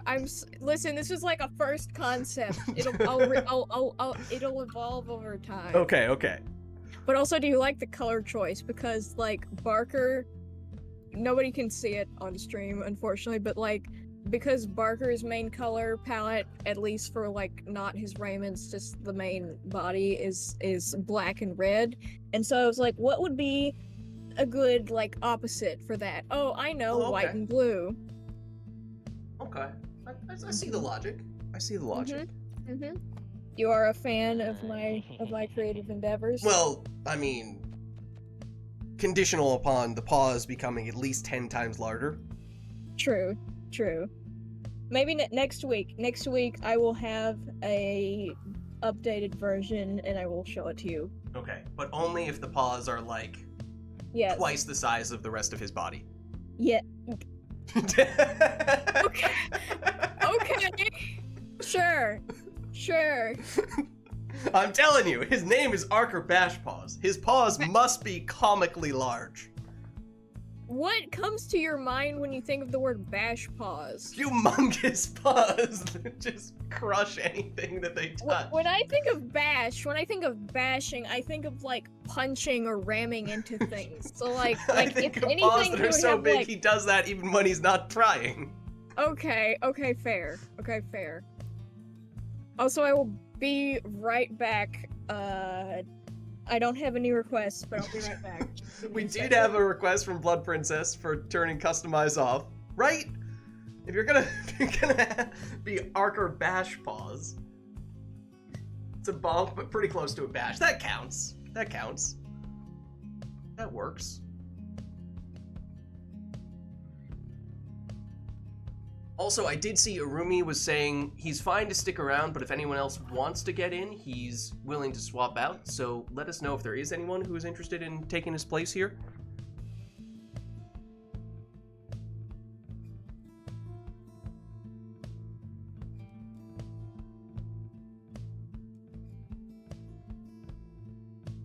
If not, I mean, it sounds like we can still stick with these two.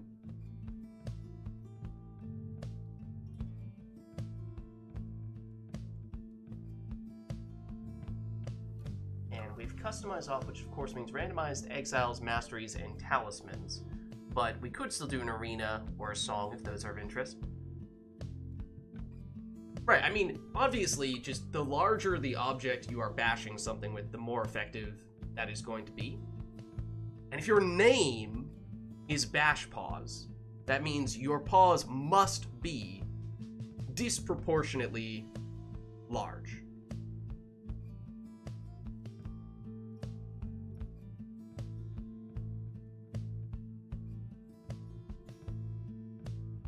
Otherwise, your name just doesn't fit. And if your name is Bash Paws, clearly you are named because of your paws.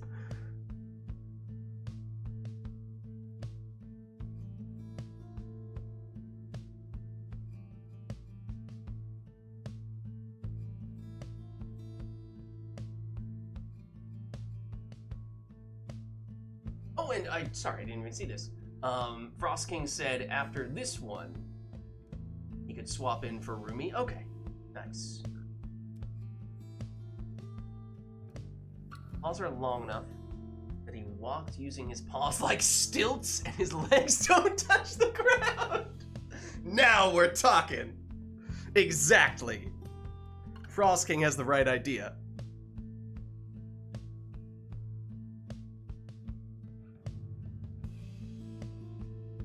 At the very least, I think that's the scale we need to be talking about here. As for exactly how it works from a, physics and walking around standpoint, I leave that up to you all to interpret. But at least, in terms of general size we're working with here, I think that's about right. What if it's Lightfoot? Obviously, they're tiny things because they make no sound. Yeah, in that case, I'm thinking you have, little needle-like legs.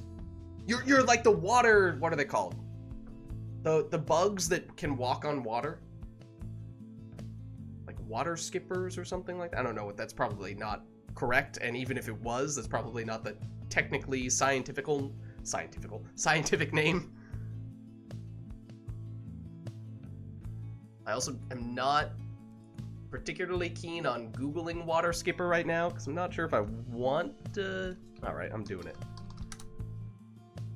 Yeah, it's called a water... or at least, water strider. Okay, water strider.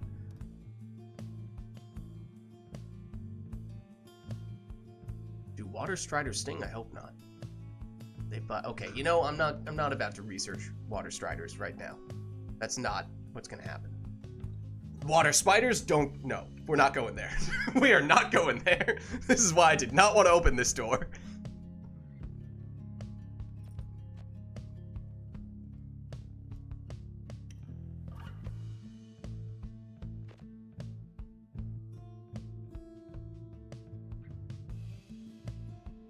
Right? Absolutely not. Get that out of here.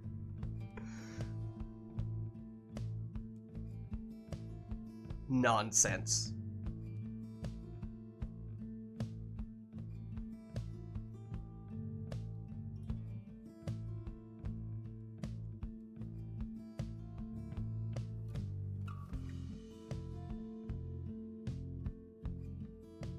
Or you know what?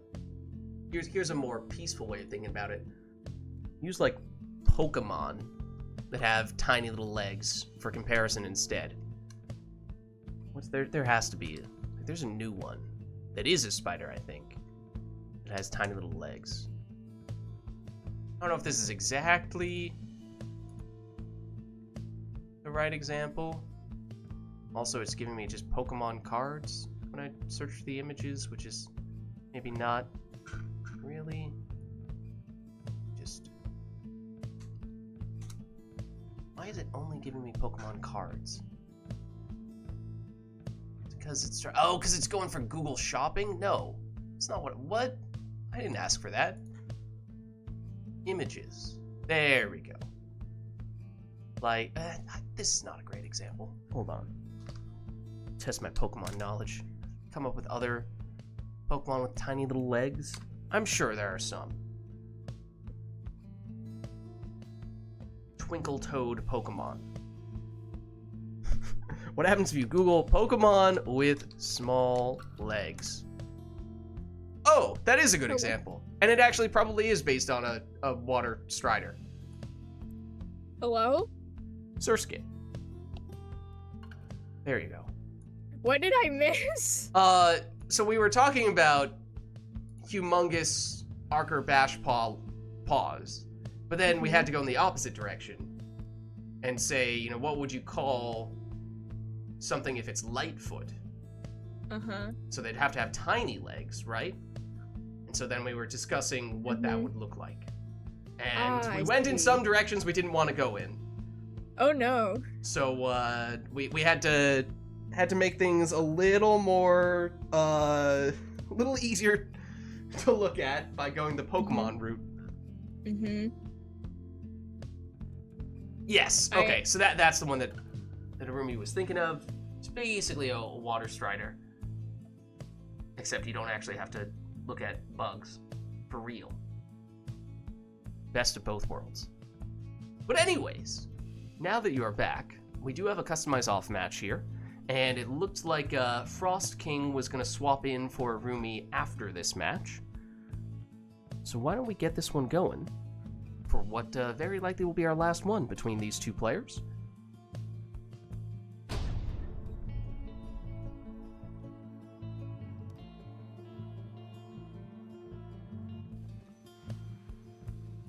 The fate shall confront. Okay, we're at the Glade, and we get Demon, Crone, Savage. That's Lilac's team. And it is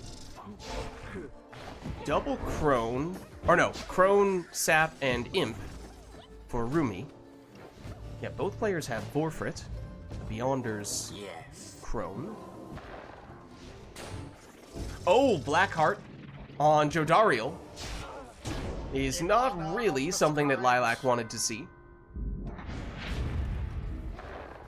So, as is often the case with Customize Off, you have to have at least one Cursed Talisman. I'm sure there are actually going to be more, we just haven't learned them yet. And we saw Mooncrest on, was that one of Arumi's exiles, I think? Didn't catch which one, though. It's Arumi's Vorfrit, which actually is a very good exile to have that, because Vorfrits and the Crones have low hope. But there is Lilac, plunging for 30 with Lilac's Vorfrit. But no prayer beads. There's the Mooncrest, just keeps triggering for Arumi. Good. Palmas. Yeah, 2 out of 3 members of Arumi's team are from the Beyonders here. Tizo, the only outlier.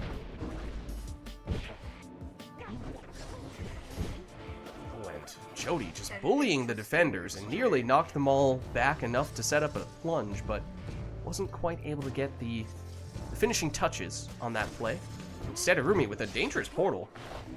There's the Black Heart on Jody. Oh, it worked favorably that time round. Same might not be said for the next time, though Lilac will not have time to see on that occasion. The dissidents are now favored to prevail. As Arumi scored for 15, now has it back here with Forfeit. Crest once again. It's only, in theory, a 60% chance of triggering, right? Feels like Arumi has gotten that 60% 9 times out of 10. And it did trigger there as well. Not that it mattered, because he had already gotten the throw off. Just for good measure, Forfeit would have come back after just 1 second rather than her usual. I think the Crones are the second slowest respawn time, not including Orlek, but I think it's what, Orlek, other demons, and then the Crones, if I remember correctly. And one more score potentially. All that Arumi needs here, and Lilac does not have any saps. And we've seen at least one talisman, so it might be possible for Lilac to have a RITE Light talisman for 20 built-in rekindling, but it's pretty unlikely. No sign of the dissidents for now. But opportunity here for Lilac. Douse the flame. So plunges here for 20 with the stowaway. That means she's gone in this round. And now just Forfeit back defensively. Arumi hops over the crown. Oh, but goes down. There's the Moon Crest triggering once again. Jody comes back, and Blackheart, fortunately for Lilac, did not turn Jody into Howler on that occasion. Otherwise, that would have played out very differently. The orb is up. But Arumi, with an unblockable throw, finishes the job. The dissidents GG. prevail. GG. They brushed aside their adversaries without too much trouble. Well played, you two. The rite is complete. Arumi is hopping out, Until the next rite. and Frost King, if you're up for it, we could look to get you in at this stage. Lilac, are you good to stick around for a little while longer? Yep. Okay, in that Hello. case, let me get Frost King an invite. This is a perfect opportunity. We don't have any requests in the queue, do we? I don't think we do. All right. I've been waiting for Oh. this for a while. Oh? What Hmm. is it? You'll never guess. Well, I have one guess. Hello. Hello. Oh.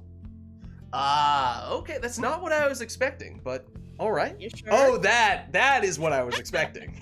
The second one is what I was expecting. Alrighty then. Frost King, did that invite go through? Yes, I think it did. Okay. And remind me, Frost King, do you play on controller or keyboard mouse? Yeah, controller. Okay, perfect. Perfect. Alright, let me just set you up. In that case, that's not how you spell Frost. Frost King. Okay, so then what do we have? We have you guys are going to choose the other person's exiles, is Mhm. Lilac's first request. Then Lilac turned on Falcon Ron, and then the arena is the Boat. Yes. Of course. Of course. Of course. The Boat. Makes perfect sense. Okay, let me turn customize wouldn't back it? on. Okay, I think... Frost King, which triumvirate would you like to be? I'll be the essence this time. Essence. Okay. Gotcha.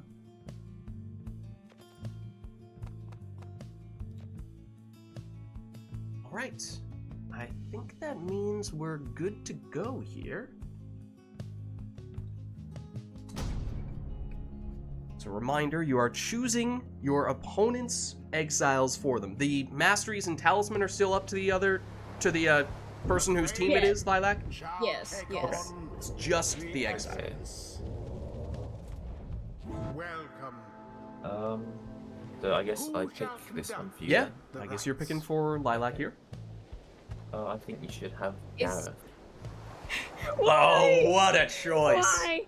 Also, What a wait, I choice. changed my mind. Actually, I changed my mind. Oh, is that so now? I'm wait, afraid the request is already in. No, I know. I was gonna say I changed my mind. We can also pick each other's like masteries and talismans. Although I don't think we can pick any talismans because Oh, wait, what? Hold on. yeah, When did that happen? I do not know.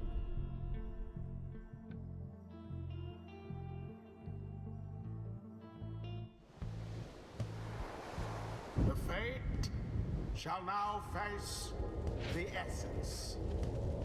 So you think I should have Gareth, huh? Yes, Who I shall think that's an conduct the adequate rites? choice for the moment. Do you hate me? No, What are you talking about? He's only the best exile on the downside. The most stylish. I'm of just all. making certain that if I have to have Gareth, I won't be alone having Gareth. Whoa, whoa, whoa, phrasing. If you have to have Gareth, Yeah, like I If you would get pick Gareth for to myself. have Gareth, because having Gareth is a privilege. Having your own Gareth is a privilege, not a right. What are your thoughts on the fact that Gareth can be duplicated Choose and played twice someone. at the same time? I mean, I think it is, potentially a world-bending phenomenon. Yes, it opens so many new possibilities for the biology of exiles. The implication that they can I don't know the Be proper- cloned? They can commit osmosis. No, wait, no. Wait, no, not osmosis, mitosis. Wrong word. Wrong word. Mitochondria is the powerhouse of the cell. I'm having war flashbacks. Can I? While you're while you're picking. Oh, the Frost King has picked. It's Gareth. Oh, well, I mean, like you could probably control my mouse and everything, so I thought that's what you were gonna do. Oh, yes, I didn't think about that. Mm-hmm. Actually, I'm not sure if Frost King can do that on Yeah, control. I can't. I can move the mouse, but I can't click on things. Okay, I will just. Okay, so what masteries do you want me to have, Frostking? I think you should go all left side. Okay. And what talisman? Can you go to the second page? What's the paper scroll one there called? No. Vengeful vow. It actually... Is it Savages where it's bugged and it doesn't work, or is it Nomads? There is a class where it's bugged and doesn't work. Oh. It might be Savages. In that case, go back to the first page, and we'll just go with, you know what, let's go with a good old black heart. How dare you? Okay. Sure. And so now I get to pick your exiles. Yes. Vorfrit.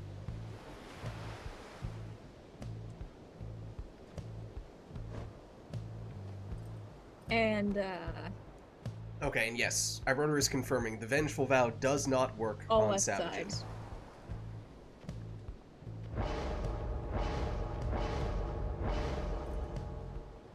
And talent for talisman.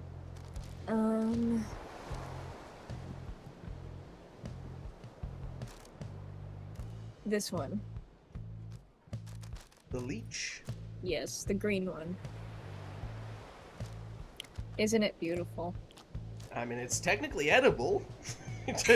Although I don't think anyone took it in any of those matches. Cowards. You know, it's just a fungal growth. It looks like it has a face. It does Look- very much it has look a- like it has a face. Uh-huh. Looks very sad, honestly. Maybe nobody wanted I to thought eat it's it just because sort of it's a so derpy sad. snail face. Huh? Fair. Fair. Okay, who's next? We get Albert Doldhart. Say that again? Delbert Oldhart. Okay. I thought you said, Albert Doldhart for a second. Mayhaps. Okay. Yeah, perhaps. We go right and left. So the top two. And then the inner one for both. This one and this one? Yes. It is interesting Okay. to see whenever we have matches where people choose the other team's exiles, how optimally or not they choose to set up the opposing team. Wait, has this happened before? Oh yeah. Oh, wow. I didn't see that coming somehow. Go bottom left. Because by setting up your opponent, you set a bit of a precedent. If you're really nice with the way that you set up one of your opponent's exiles, do they This then one? return the favor, or Yeah. vice versa? Okay. Dogbert. Let's see.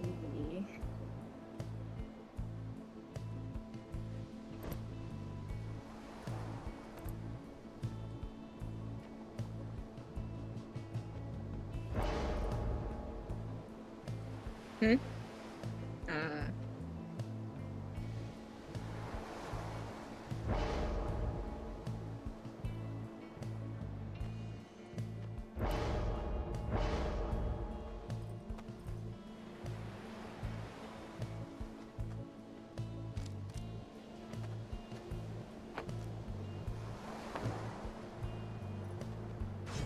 Ignatius.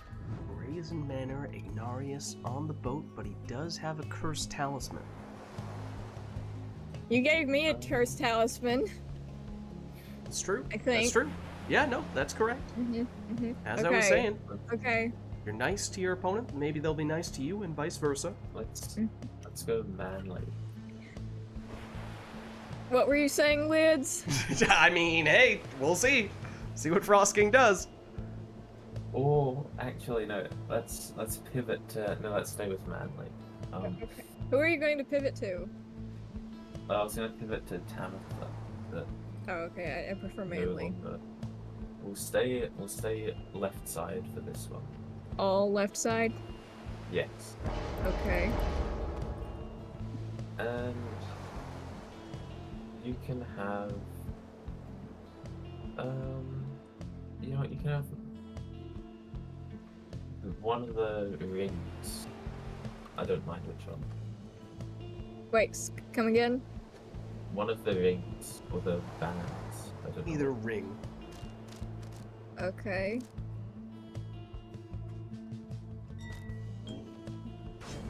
Manly.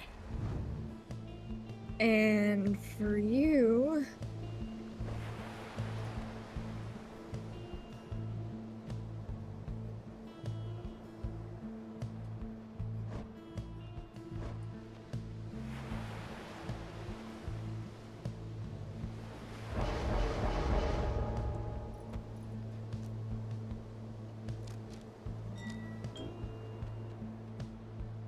A sap for a sap. Fitting, I suppose. Alright, well, here we go. Frost King and Lilac playing each other for the first time today, and they chose each other's teams. But then there is also, of course, the Falcon Ron aspect, and I feel like the setup is already... Oh, I already completely forgot. been I a little somehow cursed. forgot. I somehow forgot about the Falcon Run in the midst of all of this.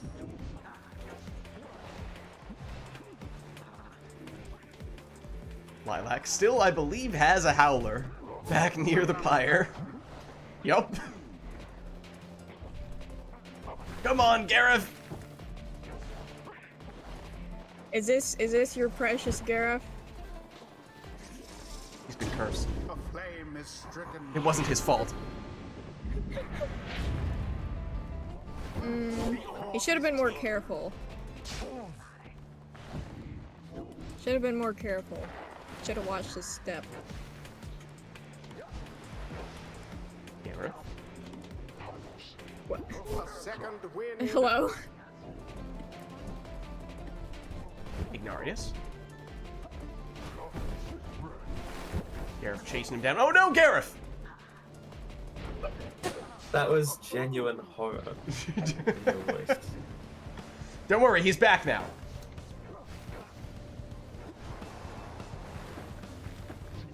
And he's not in Howler form. Oh, lovely. Dalbert plunged. Dalbert into the plunging for 20 here. Now to the flame. Down goes Gareth. Such a Soon thereafter, Frost King What did scores. you say? It's almost as if when Gareth isn't there. magnificent. Oh, look at that. See, when Gareth is here, Lilac scores. It all makes perfect sense.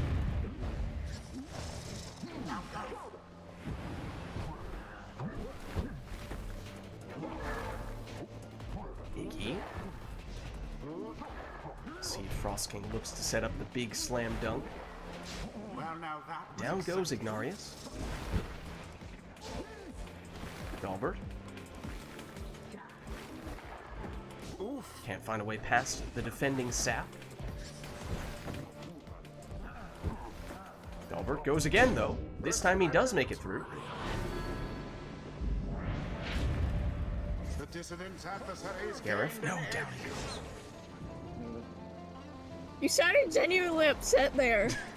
Don't worry, he's back. Oh no, he's in Howler form. But he somehow still got a banishment. Glorious. Wait, Incredible.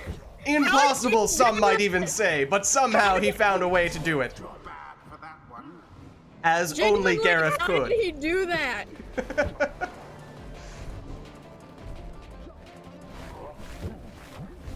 Like, what kind of Scribe's Forsaken glitch was that? Was it just the sapling? No, it was Gareth. Maybe. Clearly it was Gareth. It had to be. A deftly thwarted drive. Oops, looks like your baby girl is gone. Don't worry, he's back. Oh, lovely. Everything is okay now. Everything will be just fine. See? You, Everything will be just fine now. the sounds very kind of emotional. Hush now, child. Do Everything's you gonna be alright. Do you two want to be alone? You two need some alone time together? Frost King can't make it past the sapling. Here is Gareth. What kind of relationship do you have with Gareth exactly? I mean, Gareth is the most stylish man in the downside. Yes, well, when you said hush now, child, who are you referring to? Me or Gareth? An awkward No, situation. down he goes. Fate. Lilac defenseless, at least until Manly returns. Now Gareth as Answer well. the question, Lids.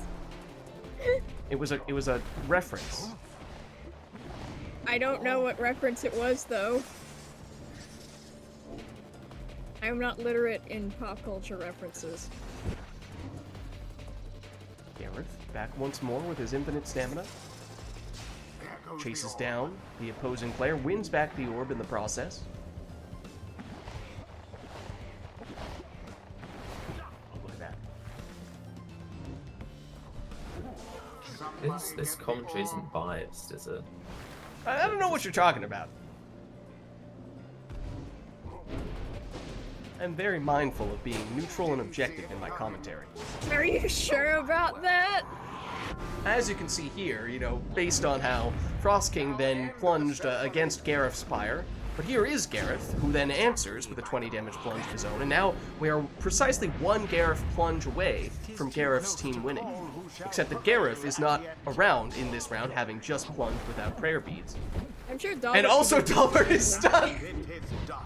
Dalbert Did you see that? The essence prevails. Dalbert was stuck in the water! Narrowly achieved. And no, thus Greg. more glorious. And then Finally, Ignarius stream just delay is jumps useful. over him and slam dunks for the win. This is what happens when you compliment Gareth too much. Oh dear. Too close to the sun. GG. Until the Poor stars Dalbert. I hope GG. he's okay. He's probably still stuck there. No. Alright, well, let's set ourselves back to our defaults here. It is starting to get a little bit late, so I think this probably will be our penultimate rite, our last one in which we take requests before the liberation rite. So if there is anything else we would like to see before the night is through, this is our last chance to make that happen, so let us know. Also, I wanted to say, I not to get all sappy. Haha, get it? Sappy. Sapped. But Yeah, go on. I was going to say, like, it is genuinely so great to be back because, like I've been kind of down these past few weeks, and I feel like maybe the like lack of Rite Night / being able to participate in Rite Night due to like computer issues has been a factor in that, and so like this has genuinely been like the highlight of my week. Oh, well, I'm glad Actually. to hear that. Mm-hmm. It's good to have you. And we do have thank a you. request from Frost King for this penultimate rite to turn customize off. So this Ooh. also bear in mind that previous match was a Falcon Ron match, Mm-hmm. which will no longer be the case here, but in some ways we're still continuing the chaos with that customize off. Just put this back on. Falcon Ron is here in spirit. He's always here in spirit. Does that mean he's dead? Well, is it the Um, spirit of Falcon Ron, or is it actually, dare I say, the spirit of Falcon Ronaldo? Oh god. I Don't mean, even in get that it. case, we're talking about a higher being. Mm-hmm. The ninth scribe. No, come on, don't put him on that level. He's above them. That's disrespectful to Falcon Ronaldo. Alright, but it looks like that customize off may end up being the only thing we get here. So I think we're just gonna hop back in, see what we end up with this time. How's it going? We are close to wrapping things up here. This will be our second to last rite of the night. Customize off, so we're getting randomized exiles, masteries, and talismans, getting thrown straight into things, not even seeing what the setups are beforehand. So it's a worm and 2 nomads. With Black Hoof, there has to be a cursed talisman. There always has to be a cursed talisman for Lilac. And then on Frost King's side, it's Snadra, it's Jodariel, and it's Vorfrit. You're It's, kidding me. is that Len? I think it's Lendl. Yeah, Lendl is the one with the black hoof. I think we are 100% on having at least one cursed talisman per customized off match today. Oh, Bright Wisp, okay, we figure out what Snadra's talisman is. There's the black hoof. Confirmation, it is on Lendl. Well, that's good at least, because we all hate Whoa! What's up with this Lendl hate? Where'd that come from? I thought Lendl was everyone's favorite exile. Have you played the game? Have you played the game? Lendl did nothing wrong! Oh my, the mob is gonna be after you. No. I jest. Lendl is, he's up pretty high on the least favorite exile list for most people.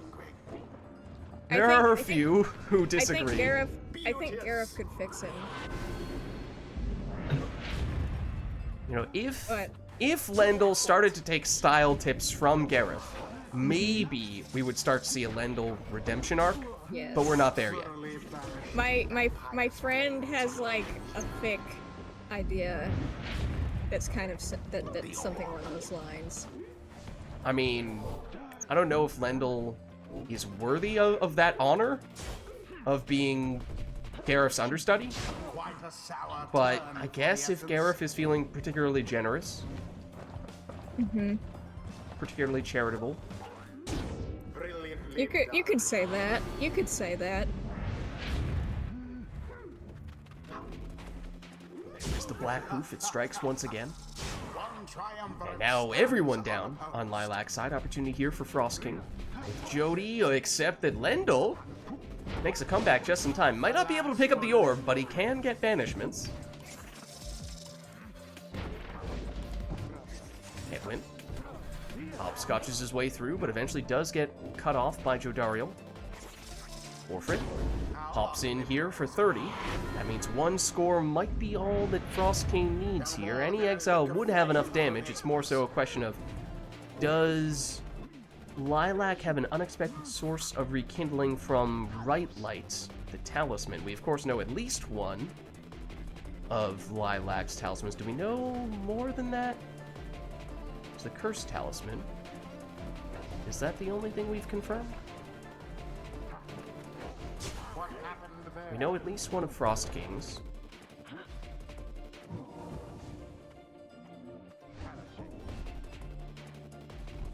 Jody, taking her time. A mere She attempt. is still banished. Now Snadra. She's down. Now opportunity here for Lilac. 'Tis what the scribes ordained. So 20 damage plunge there from Hedwyn. Now that means no Hedwyn in this round. That means just Lendl at the moment, except that Lady River makes a valiant return. Plunging with Hedwyn is tough, because Lendl can't pick up the orbs. That means Lilac was relying very heavily on Lady River there. And with no one back defensively and no rekindling, that score is all Frost King needs to take the win. GG. Such a GG. well-conducted victory. At least was. Lendl didn't win. Whoa! The ceremony is complete. What? It's harsh. Until the next. Oh, as if Lendl hasn't said harsh things in the past. Okay, alright. That may be the case. But anyways, we are now preparing ourselves for the final rite of the night, our liberation rite. So we'll be at the Fall of Solium here, and we'll go Never to Return version of Player 2, so that means the Essence. That's another one we don't hear very often nowadays. But no requests for this one. We're going to have the players take their preferred teams to finish things off in style. So if you both are ready, let us turn on the sermon intro and begin.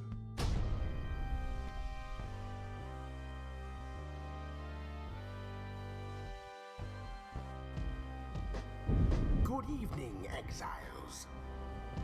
You heed the summons to the fall of Solium.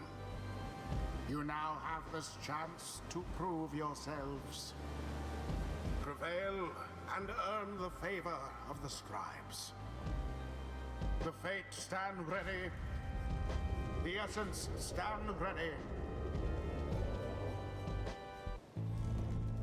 The rite shall begin forthwith. Alright, so as we said, this will be our final rite of the night, our liberation rite. No requests from chat for this one. So both players just taking their preferred teams to finish things off in style.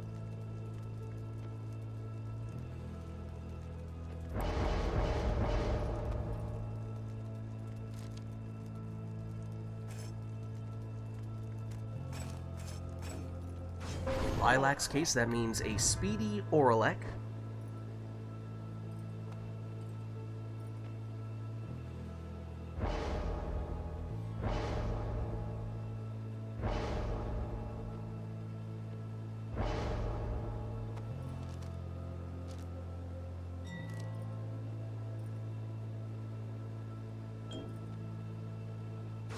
Whereas Frost King will put a ring on Jodariel. Intriguing.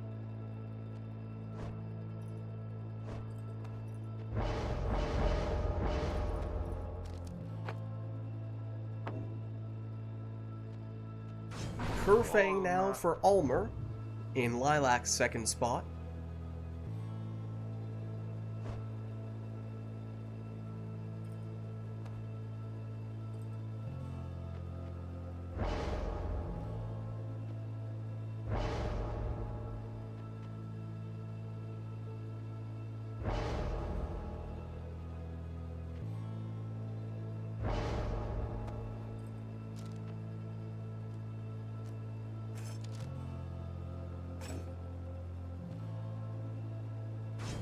which Frost King will answer with a speedy Bertrude.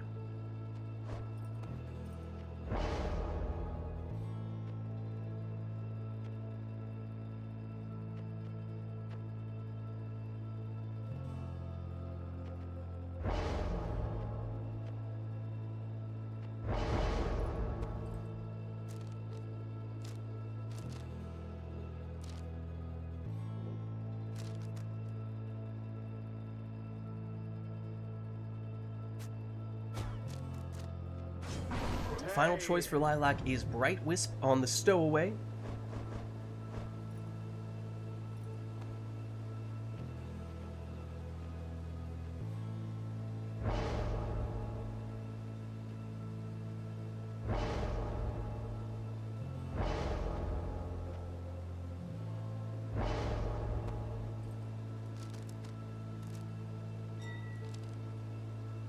And Frost King will also take the Stowaway with the other ring. Alright, so here we go, our final run of the night. Lilac on the left representing the Fate, and Frost King on the right representing the Essence. Best of luck to you both.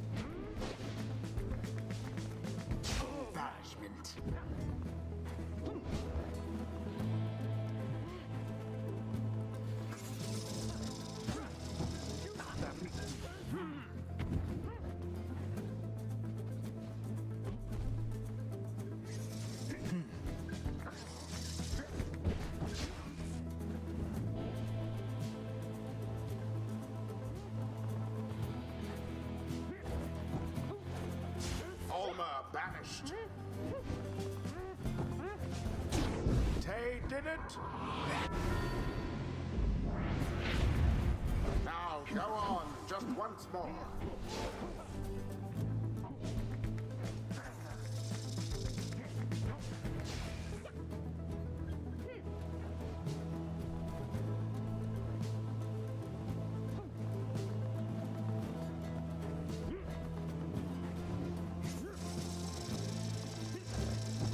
Old Dalbert's son went poof.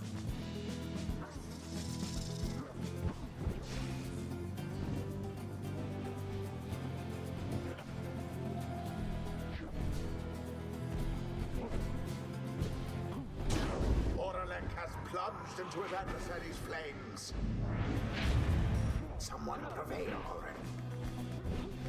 And there it is. And there it is. GG. GG. Of their adversaries, the same cannot be said. Well played, you two. Thus ends the liberation rite. That was our final rite of the night, our liberation rite. So thank you everybody who participated in the rites today, and everybody who gave us the requests in chat as well.